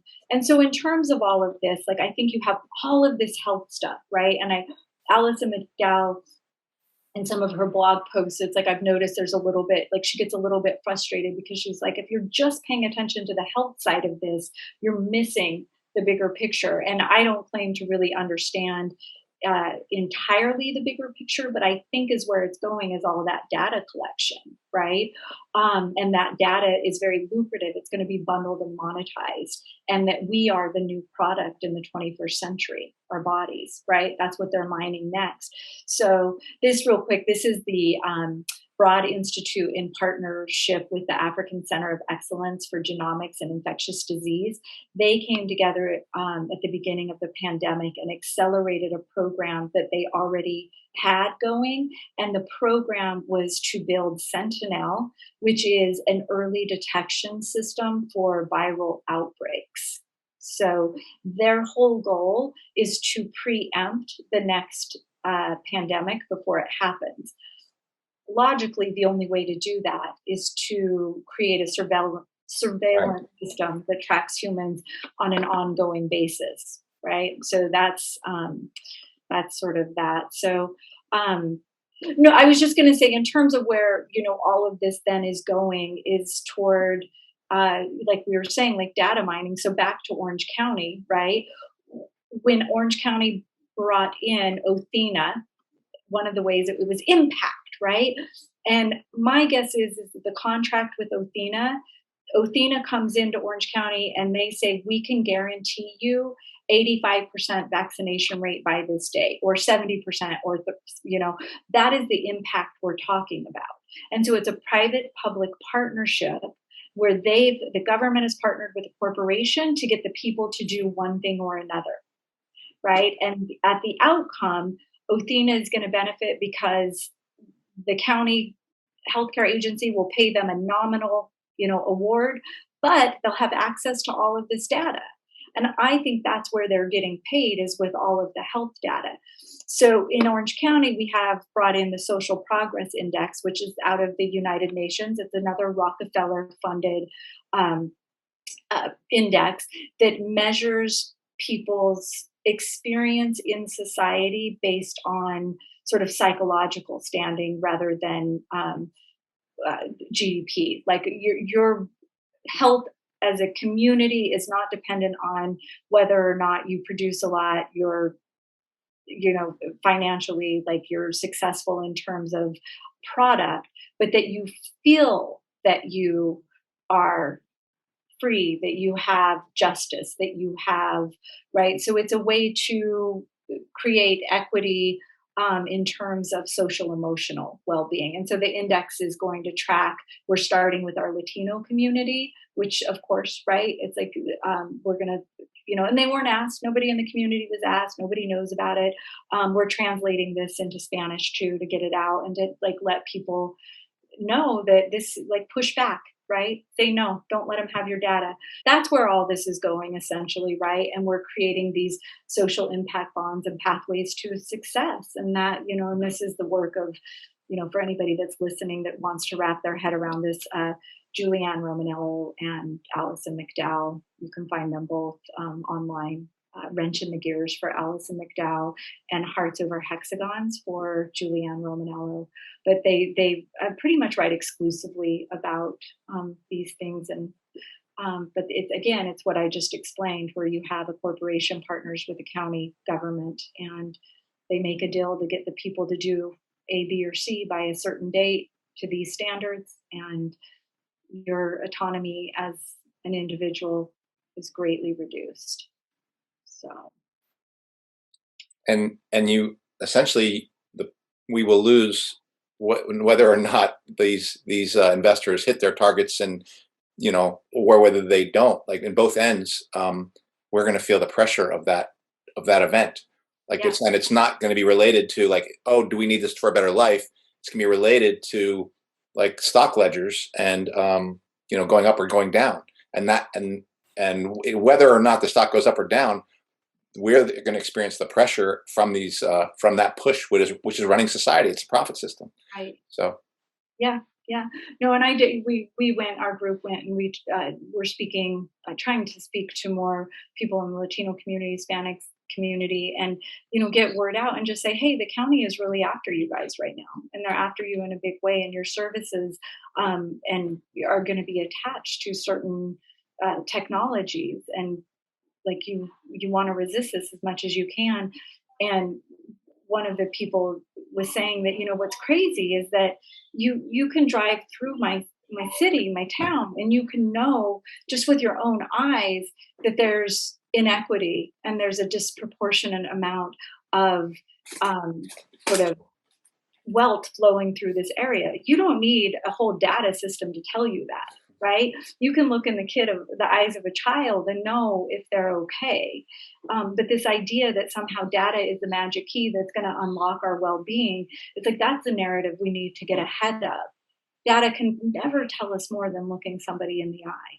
And it's not a solution for humanity's problems, right? It's not, and it can't fix what's broken.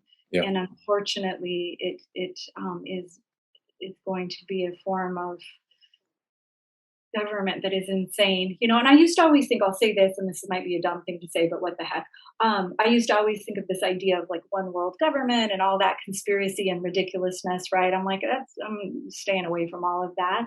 But it's like the more I watch this unfold, it's like I do understand the one world government is smart contracts and it's digital.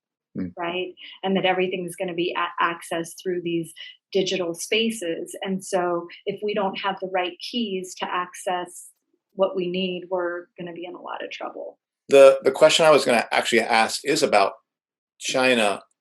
And does China work through the Common Pass system? Like, are they working through these verifiers and data harvesters or collectors, credentialing things? Does China have that system, or do they have their own system? I was actually trying to figure that out before this talk, and there might be somebody who will chime in that sees this that will know more than I do.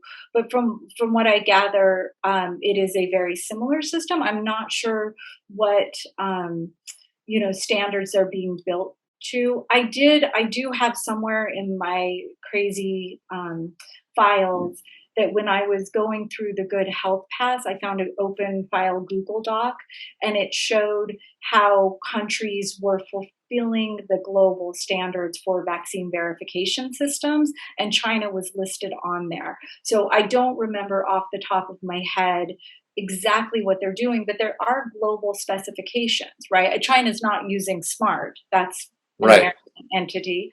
The UK is not using SMART. That's right. But they are using standards that align with that and that are interoperable.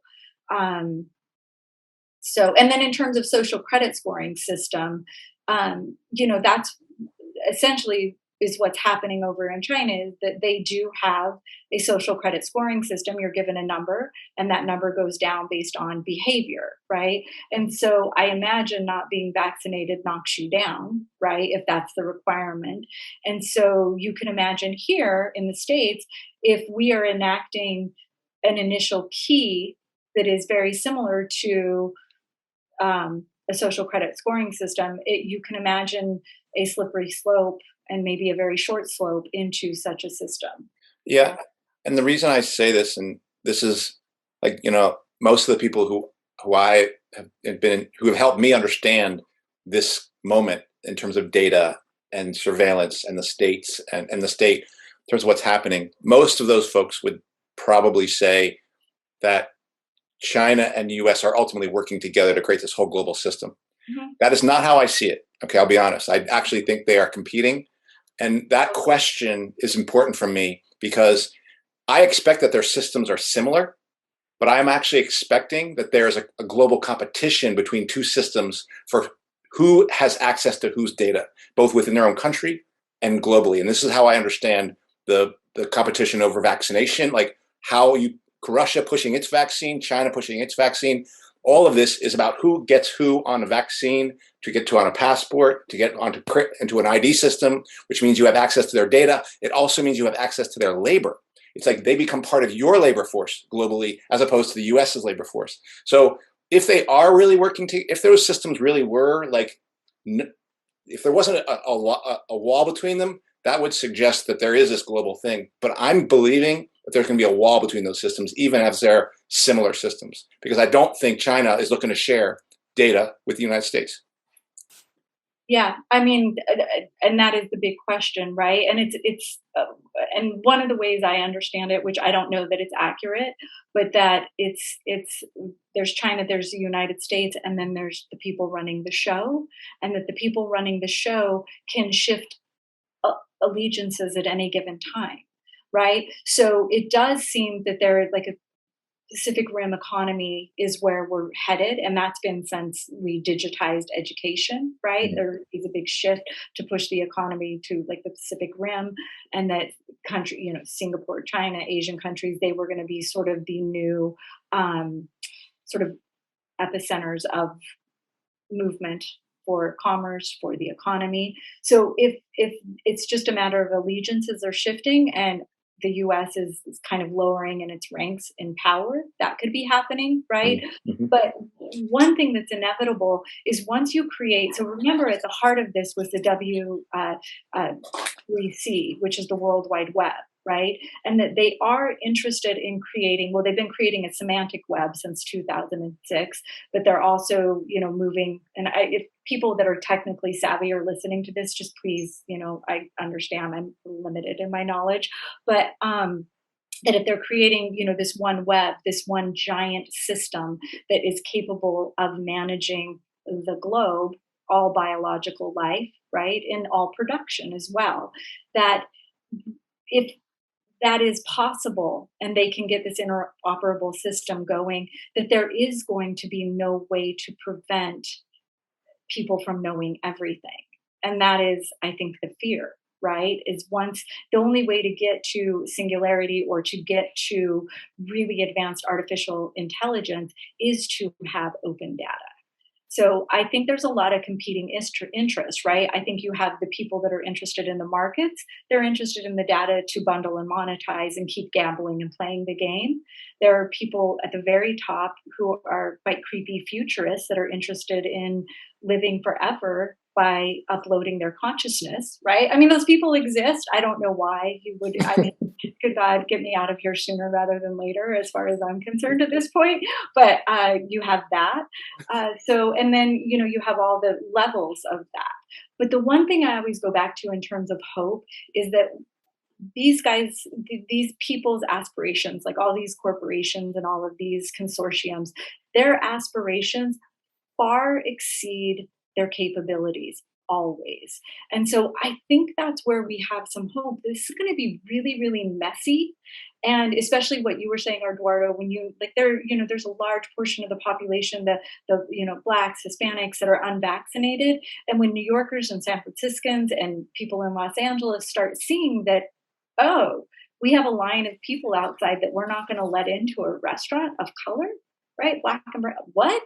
Right? Like I think it's going to get messy, and I could be wrong about that, but these systems are not going to work as seamlessly as they claim they are, but they will get them through if we continue to be ignorant, right? And so how do you educate people about things that are already happening when as soon as you speak about it, you sound like a conspiracy theorist? I think those are important questions, that when it comes to like who's running the show and for what end. I think similarly to Lipson that, ultimately we live in a global capitalist system, and capitalism is about competition. It's not about cooperation. And that, even though it might seem that there's cooperation, there are opposing ruling classes that ultimately will come to a head because they're fighting for all the chips, not to share the chips. And all these things that we're talking about here add up, to what I call capitalism. In yes, there are actors that contradict themselves and sometimes reinforce themselves. But ultimately, like we said, no one's really driving the bus. The drive is, the motivation here is profit. The motivation is, and for profit, you need social control, you need passports.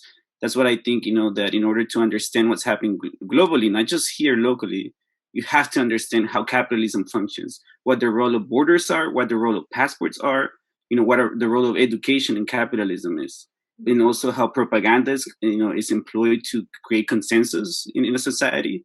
In order to understand this moment, we had to understand 2008, 2001, Vietnam. We had to, we had to understand slavery, and so it boils down to that, to me, capitalism and the fear that we've mentioned here is that inevitably all these technologies, just like World War I, World War II, when an imperial power is going down, I think John Kleisek said this, that it took 2 wars to drive out the British Empire. And so, the U.S. is dwindling, its power is dwindling. There is a new player, in town.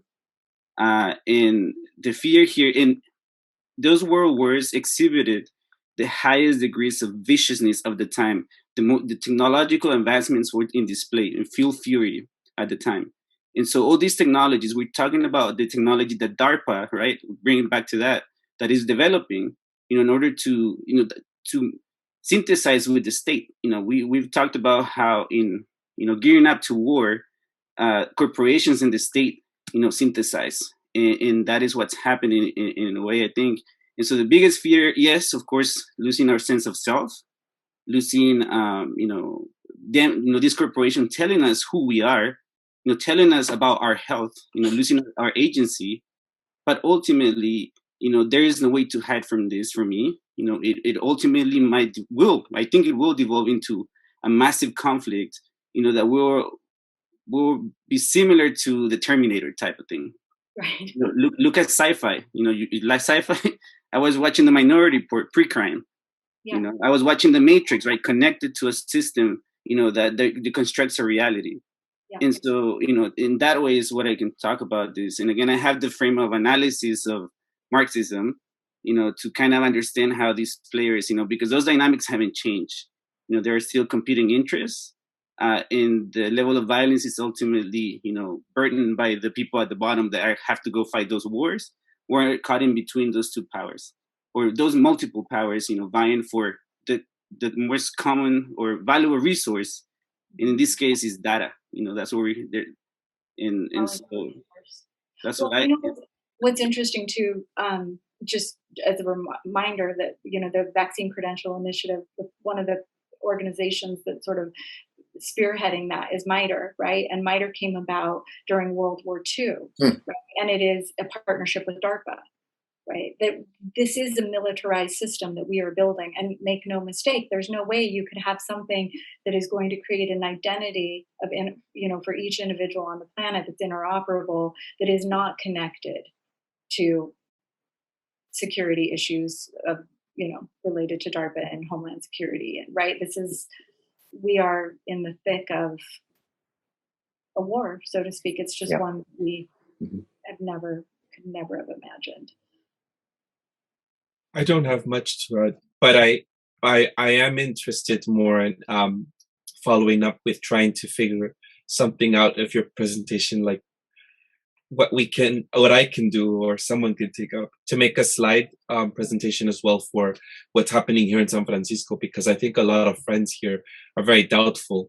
And if you just follow the money, and if you just see and lay it out the way that you have brilliantly done, then I will be able to then, share what is being done to us. I just don't see how people are very trusting of their governments these days. But Liberal SF, I don't know where you stand politically, and you don't have to state it if you don't wish, Jessica, but here, Liberal SF, I don't know where we've gone.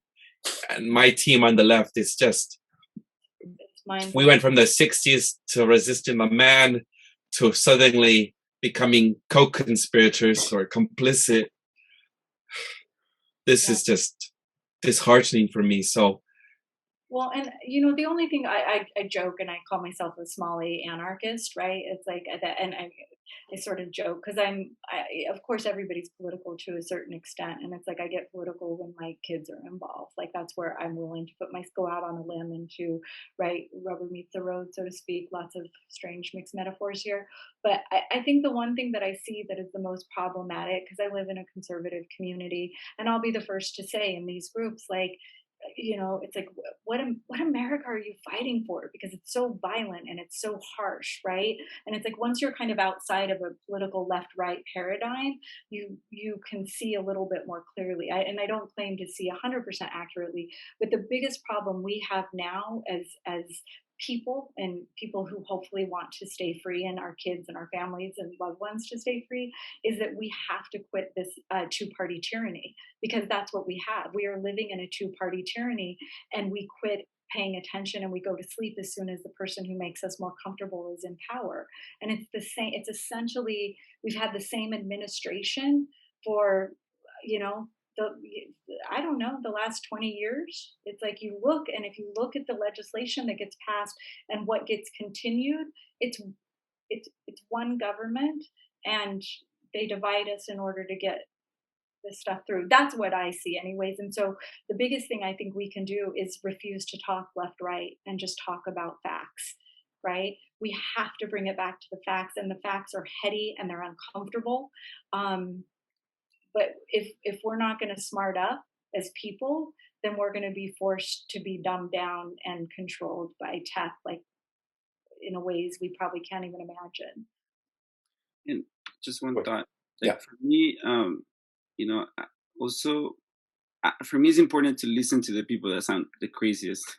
If you follow the crumbs, there are crumbs there, and actually validate, people's concerns, because if people are speaking out and being loud about something, it's because they have a concern and they care. And so, for me, it's like I'm weary of the people that want to socially and biologically engineer a new world. Whether they mean it, they mean well or not, that plays right into the hands of, these corporations, the people that run capitalism, the way I see the world.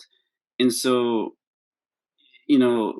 so basically is, trust your gut, if it doesn't feel right, like, fight it, don't, resist, and don't give up your, because this is about self-determination and losing our own humanity in myself and putting ourselves in danger ultimately.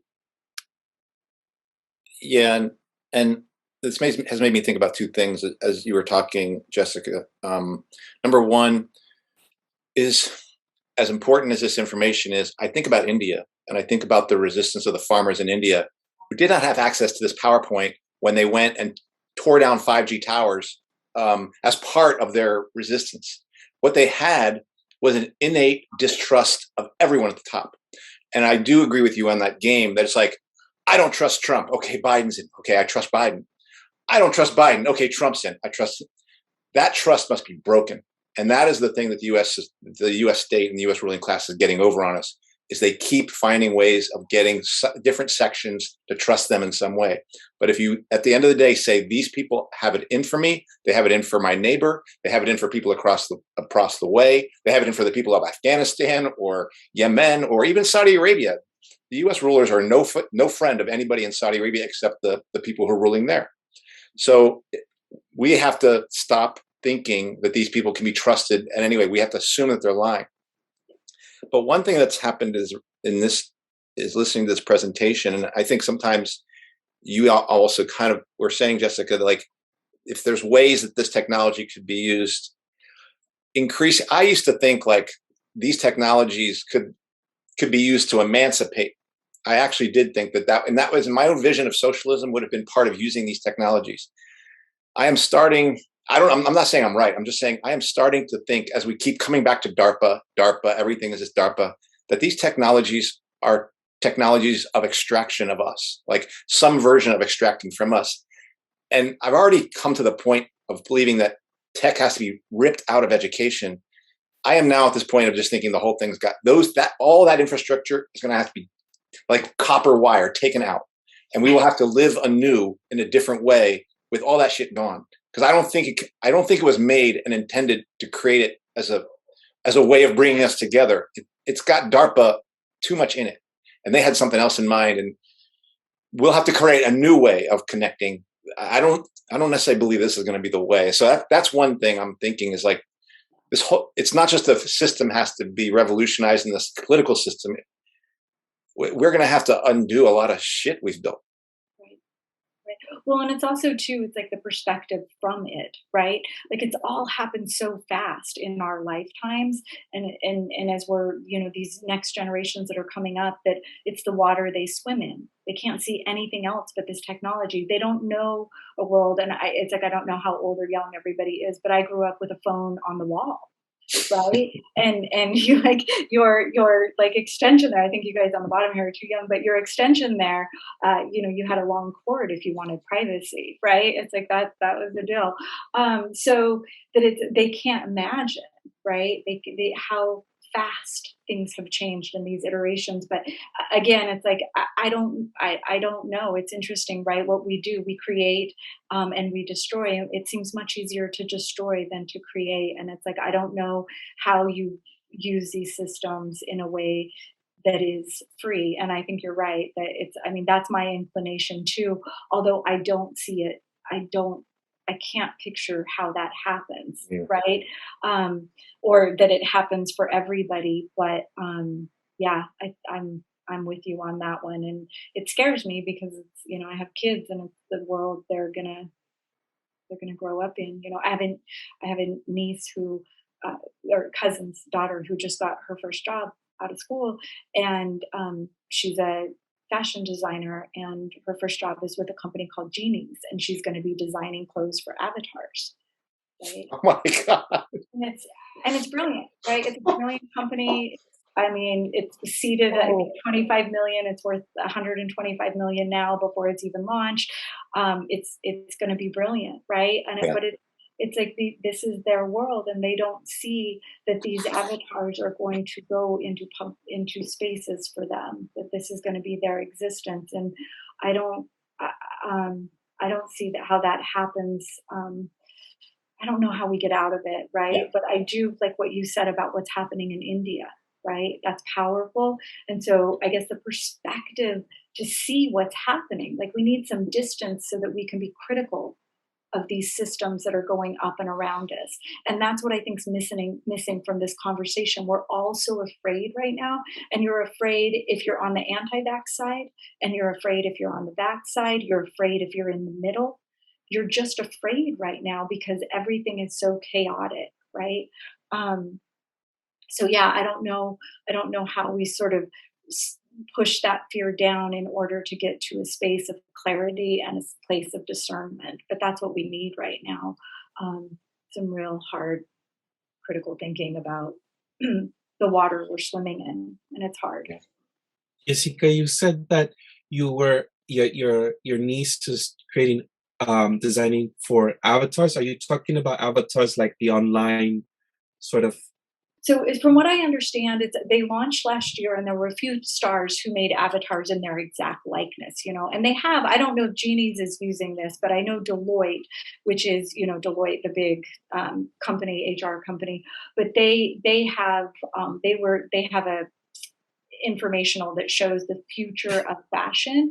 And basically you don't go to stores anymore to shop. You have military mapping done of your physical body, and you upload that, and then your digital likeness tries on clothes, right? And you can get the real product sent to you. I know, right? It's crazy. It's on the Deloitte website.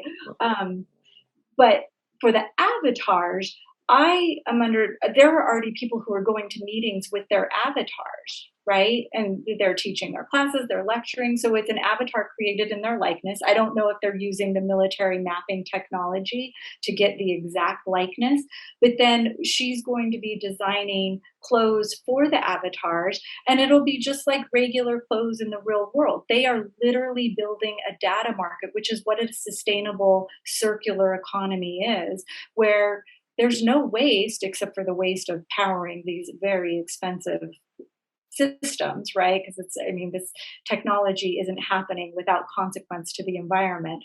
But they are creating clothes for the avatars, and you buy the clothes with real, you're paying money, and your avatar, are you wearing Gucci or are you wearing Target? It's what can you afford? It used to happen just in games where you could do that. It's now Facebook recently launched another effort, made public, about having virtual meetings, where you create an avatar. So I imagine that's where you can buy clothes so you can look good for that virtual meeting, literally have a digital version of yourself representing you. Yeah. And so it's scary to see how all these things connect. I mean, add on to that the contact tracing and the Cure a Patient app, the pilot for Cure a Patient at the Long Beach and DC VAs. One of the things they're doing with those patients, and these are veterans, right? Military veterans. But one of the things they can do is they can know if they broke quarantine. Right? So you imagine we have some sort of an environmental crisis or some sort of health crisis that causes us to be locked down in our physical surroundings, and we're geofenced to a small perimeter. It's like you're going to be forced into those digital realities the more robust they get. I just had a thought, because some of us are concerned about, the environmental degradation, the swings in the environment. And I almost wonder, maybe, is this a way for them to make money while we're sheltering from nature? Oh, I think so. Absolutely. And to have access to it, right? Like they get all the access to it. I think for me, what comes up for me as you were saying that is, I'm very concerned about the socio-emotional aspect of it for our kids. As someone that fostered and raised a child myself, as well as the co-parent of my nephew, I'm constantly thinking about their social-emotional awareness and the child development aspect to all of this. Just how much our children are just going to be hooked up, connected to the internet, and lose the humanistic aspects of themselves to be able to socialize, to be able to connect with people. And it really, as an educator, as well as someone that's involved in my nephew's life and helping my brother out through all of this, it just doesn't, I feel as if we're going backwards, or not backwards, rather future wise, but just we're not considering all of the psychological damaging issues that we'll be confronting. So anyhow. No, and when I first heard you guys, I'll say this, and I know it's been a long meeting, but when I first listened to you or this What's Left podcast was you were talking about how militarized the safety requirements were and what kids were going to be facing when they came back into school was going to almost be worse, right, than being online in some way. And I was blown away to hear somebody else, a group of educators that were so clear on that, because from what I've seen, people are so comfortable with what's happening to these kids, right? And I mean, a lot of that masking and distancing, and we are acclimating them for exactly what you were just saying. What we're afraid of are these isolated, sort of trapped existences where their only way out is through the screen. And I think, that's when I say this, that I think once people understand what's coming, nobody wants it. Right? Or very few people. I have a nephew who said I was made for this pandemic, right? He's happy as can be just gaming and staying in his room. But I think the large portion of humanity does not want what these guys are offering us. So how do you raise the narrative, flip the script? One of the things I tell people is equity equals surveillance, right? That is what they mean by equity. And so pay attention to whose mouth that word is coming out of. I think I'm done. I don't have any other questions. This was a very informative. Yeah, Jessica, this was great. I mean, I do think anybody who looks at this can understand what's happening in San Francisco. It's just the specific names of the apps are maybe different, but you can see where it's all shunting towards. Yeah. Jessica, you mentioned something like Hearts of the Hexagon blog by someone. Yeah, that's Julianne Romanello, and she's in Tulsa, Oklahoma. She's also on Facebook, and she's, she posts pretty prolifically, but Hearts over Hexagon. And then the other person that I read a lot that I think is useful in terms of technology and environmental is Corey Morningstar. She's in Canada. You guys are probably familiar with her work as well. I mean, there's so many. That's a crazy thing about this last year is I've met so many smart, intelligent, like really articulate people that that see so clearly. But the problem is that their work is heady and it's dense. Right, because these are troubling times, and so you can't break it down to a tweet. You gotta, read a little deeper. But yeah, and then Alison McDowell, Wrench in the Gears. She's another one. I think most are. You remind me somewhat of also Lynn Davenport. Lynn Davenport, Alison McDowell, all these people, just wonderful, underground activists or resistance workers. So a lot of people don't feel comfortable with the word activist, but I see them as like resistance workers, so. No, I always joke. I'm always like, I'm not an activist. Like, I'm just, this is my first podcast, by the way, you guys. I've never done this before, so. Wow, that's great. Yeah. Well, I would certainly. Class that I teach. Yeah. I think if the NSC was really doing it, they would really be watching mothers a little bit more closely because all y'all are just spending too much time together talking. Yeah, we're kind of badass, so yeah. And I just wanted to say thank you for all the work that you do. This takes a lot. I have an obsessive compulsive, propensity, I guess, but. I appreciate it. It takes a lot of work, and I can imagine that it might also take a personal cost, right? Like to be talking about these things that are not to be supposed to be questioned, because in the name of public safety. So thank you, and I really appreciate it. I'm going to listen to this podcast myself again because it's a lot, but I think it's very important, and I have a better understanding of what's happening here now in San Francisco. Yeah, thanks, you guys. Really appreciate the space to talk. So thank you. All right. Well, thank you, Jessica. That does it for this week's episode. What's Left is a weekly political podcast as challenging the mainstream left. We post information about our topics and our guests on the episode notes wherever you found this episode or on our blog at what-s-left.webnode.com. You can find past episodes to this podcast /channel there and connect with us. I remind folks, if you fancy anything you liked here or have heard here, excuse me, please subscribe, share your favorite episode, rate, review to any of our platforms on Spotify, iTunes Podcast, Stitcher, Google Play, BitChute, Odyssey, or YouTube, or Telegram. And if you would like to give us feedback about something you've heard or suggest something for us to cover, contact us through our blog. I'm Eduardo Barca, with co-host Kenny Cepeda and Andy Lubson. And thank you very much, Jessica. And we'll see you all next time.